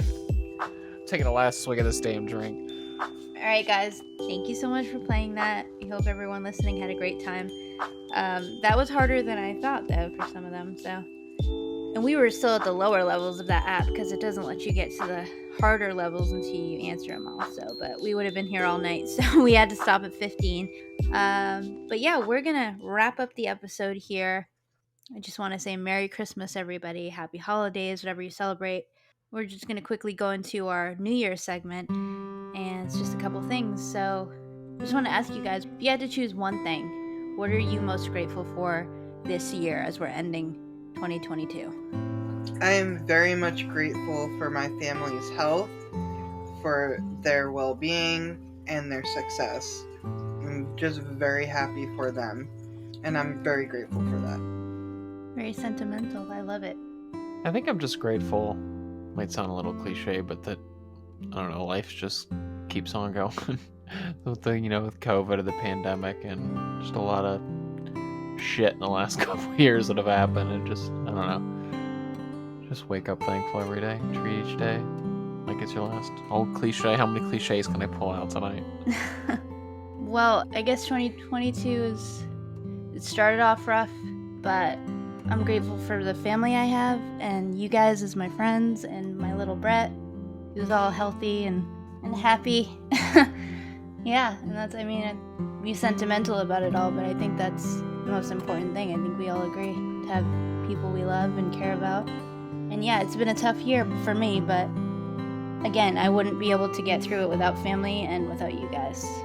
So thank you. Yeah, of course. What would you say was your best New Year's Eve you've ever celebrated? There was a New Year's Eve where I was in New York City with my friend, and that was a lot of fun. We spent it in some karaoke bar, and I wore this weird flared out metallic looking dress that I could only wear at a special occasion like that. And we sang some karaoke, my friend and her husband, and we just had a great time in this little karaoke bar. And then on the way back, we were on the subway and everyone was wasted. And I just remember there being pizza, and somebody brought pizza on the subway, and then some girl got really mad at me for some reason because I was standing too close, even though we were all squished in like sardines. And I think she was the only sober one on the subway. That's why she was really mad at people around her. Then I just remember somebody being like, "Ooh, can I have a slice of pizza?" And then they were sharing the pizza, and it was just the weirdest, this whole group of people who were all just intoxicated, enjoying the new year and going back home after partying all night, 3 a.m. It was only in New York City could you do that. And that's just the most memorable I've had. I mean, all the other New Year's Eves have been low-key at home or small parties or things like that. So that's the one that sticks out. What about you guys? Yeah, none really stick out for me. I've just always done the small family get-together type deal, so. We really don't celebrate New Year's. I think the most of it is that, sadly you don't get it anymore because when you get older, family sometimes, family passes away, but I would always get that random phone call a little bit after midnight with Nana going, "Happy New Year's, I'm going to bed." And I'm like, okay. Yeah. So I love those. I've even saved those voicemails too, and her happy birthday voicemails and stuff like that, because you never know. And I don't know, I guess that's the only thing we don't really celebrate. We're not, it's just, we're oh, it's just another day to us. Yeah, now that you say that, yeah, ever since I've moved on the West Coast, you always get those phone calls from family at 9 p.m. my time. "Happy New Year! I can't stay up for your New Year, so I'm going to bed and saying it now." Or then you'll get the family or friends that do stay up, and they're like, "Oh, at 3 a.m. their time." It's New Year. So, yeah, one of the new traditions I've made too is I like to watch the movie New Year's Eve every New Year's Eve, because I feel I love that movie, and I think it's a perfect movie to represent so many different types of New Year's Eves people can have. A sad New Year's Eve, one shows her dad's dying in the hospital and she's spending the last New Year's Eve with him. Another one is people falling in love. Another one spending it with her kid. Another one, just all different kinds of love stories and different kinds of love. I thought that's awesome. And I watched it for the first time a few years ago, and then ever since I was like, oh, I gotta watch it on New Year's Eve every day, or every year. So yeah. Yeah, we're at that age where we kind of make our own traditions. Without, Yeah. Excluding, obviously, the random phone calls of Happy New Year's, but we make our own traditions. True. All right, and the last question I have for you guys, if you could, reach one goal in 2023, what do you think it would be? For me, I think kind of having a fresh start with things. I'm still working on my book. I'm still working on, I work on this podcast. I'm working on another project I don't want to announce quite just yet, but hoping to make all that go into fruition by the next year. And then also just plans to move and all of that. I'll get into that later, but yeah. What about you guys?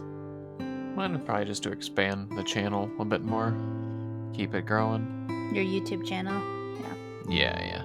Honestly, I just want to be more selfish. I find myself worrying about what other people think or what other people want with me, or, do this, do that, and I'm such a people pleaser and I want to make everybody happy. Selfish isn't a bad word, and sometimes you need to work on yourself, and you have to be selfish to do so. As long as you're not being an asshole towards anybody, be selfish. So this year I'm definitely going to be selfish and using the word no a lot more without explanation. If you say no, you don't have to give an explanation. The person has to respect it, and that's it. Right, exactly. Oh, one more thing. What would you say was your best moment in 2022? That's kind of a hard one. I feel like my 2022 is kind of just all blended together. Each day kind of went with the other. I don't know if there's one particular moment that sticks out at the top of my head. When you get a routine of things. Yeah. It was the same way for me, too. I think the only thing that was actually good, I don't know, House of the Dragons came out. That gave me a sense to make it through the week. No, like, seriously, it's the little things. If it's House of the Dragon, you make it through the week till Sunday so you can see what the hell's going on. Yeah. Little things It was a count. pretty good year for horror movies. Oh, yeah. It was. I have a good one, actually. Interviewing Hanson. No, yeah. Oh, yeah, that's right.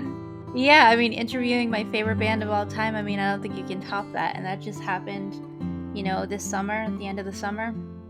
And I haven't really talked about it with many people because it's just kind of something I've kept to myself. And, it's just sacred to me. But, I interviewed them for their website, so I'm not allowed to really share the interview, only privately with people. So I can't really share it on the podcast. I can't share it on my website because they own the interview. It was for their website, but I was so grateful to do it, and I got to ask them my own questions and things like that. And it's just, yeah, I mean, like we were just sitting on stools in a circle really close together and just sitting and looking them in the eye when I was talking to them, and just all these feelings. I tell everybody, like, I was just overwhelmed. Like, I don't think my brain could process what was happening, because it's just like to have a band that means so much to you since you were 12 years old, and they've helped you through so much, and you never think that one day you're going to be like sitting just you three, no one else in the room, for like 30 minutes and just talking. And I have it on, it's recorded, I have it, and it's just amazing. It's something I'll always keep with me, and yeah, it's just very, very sacred, and it's definitely just a boost I needed to kind of make the year a little brighter, if that makes sense. So yeah, I'm very grateful for that. Definitely a moment that stands out. No pressure, you guys, but I'm sure if Derek interviewed Eminem, he'd feel the same way, and if Tony, if you interviewed who? You don't even know. Wait, you have so many different. You don't even know. What, I actually. Katya? Yeah. RuPaul? No, not fuck RuPaul. No, if I ever got a chance to meet Trixie and Katya, more so Katya, I would lose my shit. You guys would not hear from me for at least a good month. Drag Race, right? They were from that, but their fame comes from that's the name of their show. It's called UHNNHHNNNN. No, but if I met Katya, that would really make my whole life. And she lives in Boston as well. or she's from Boston. She lives in California now, so you never know. She might come up to visit the old parents, and I could run into her. Yep. Marlboro, You never Marlboro. know. Yeah. Yeah, it's crazy because you think in your head, what would I do if I meet, my number one person? And I feel like it's just like, I don't think your brain, it's the same thing when anything big, either good or bad, happens to you. Like you lose somebody close to you, or it's like, I don't think your brain is fully capable of taking it in that moment. So it kind of blocks it out a little bit and just kind of numbs Yeah. you. Yeah. So I think it's just, Normally, if I see somebody who's like up to that level, like I've met the people from Slipknot, I met Corey and them, in Rhode Island at the Heartbreak Hotel, and I'm kind of like, is it okay? Like I'm that type of person. I'm like, is it okay if we take a picture? Are you okay? yeah, yeah. Like I'm that type of person, so I feel like I'm gonna still be that type of person. Like if I see Katya, I'm gonna be like, Oh, yeah, yeah. please, let's take a picture if you're okay with that. Are you okay with that? You know? Yeah, and I think too, just like with the interviewing stuff, because I've met Hanson before and I've taken pictures with them very briefly, talked to them, but never anything like I did this year, where I actually got to tell them my story about how much they meant to me, how they were introduced to me. I got to, tell them thank you face to face and hugged them, and they were really gracious. And it was crazy. I got to tell them about losing my mom, about losing my dad, which they helped me with back when I was younger, their music, and just getting to tell them that, just you and them in the room, I was just, it was just beyond, I was grateful. That's all I can say. Yeah, you were Grateful. showing appreciation to them. Yeah, because anytime I meet somebody that's special, especially that's been with me since I was younger, that's the first thing I want to do is tell them how much they mean to me, because I feel like that's really what it's all about. It's not about like, oh, take a picture, oh, let me get your autograph, oh, let me just, oh my god, you're so beautiful. No, nothing like that. It's about like saying why you mean so much to me and how you are making an impact in my life. So That's a true fan right there. Show your appreciation. Introduce yourself. Be kind. Show your appreciation. Then you can ask for a picture or something. But be kind. You know. right. Yeah, of course. All right, guys, so that wraps up our Christmas holiday episode. I am so grateful that you guys decided to be on this again. We're going to start the year off, hopefully, put out a lot more new episodes with just the regular episodes with just the guests, and then more themed episodes as we go along. I think we're going to hold back on the holiday ones for a while because I did practically every big holiday this year in the season. So we're going to do different kinds of themed episodes in the new year, and hopefully you guys will love it and, find something that means something to you or learn something new. That's what this podcast is all about. So I want to wish everybody a Merry Christmas, Happy Holidays, Happy New Year. Thank you for listening. I hope you had fun listening. I hope you had fun watching Derek lose and then slowly rise up again. And Yeah, I want to recount Tony cheating. okay, Trump. All right, so we're Ah, she made the joke. I didn't have to. She said it. Recount. All right, yeah, Derek does really good impersonations too, by the way, and I keep telling him he should make, a full video of different ones and all that. So hopefully he'll do that in the new year. Wait, haven't you? Don't you have a video on your channel with that? I did like cartoons and Yeah. characters before, but yeah. Go check out his Yeah. channel, everybody. Yeah, so that's the last question here for you guys. You did it for me. Let everyone know where they can find you because you guys are YouTubers. People don't know already. Give them your YouTube information. Yeah, my main channel you could find me at, or any other social media, is Sinister Games, which is SINISTERGAMEZ, just so it stands out and it's easier to find. All one word.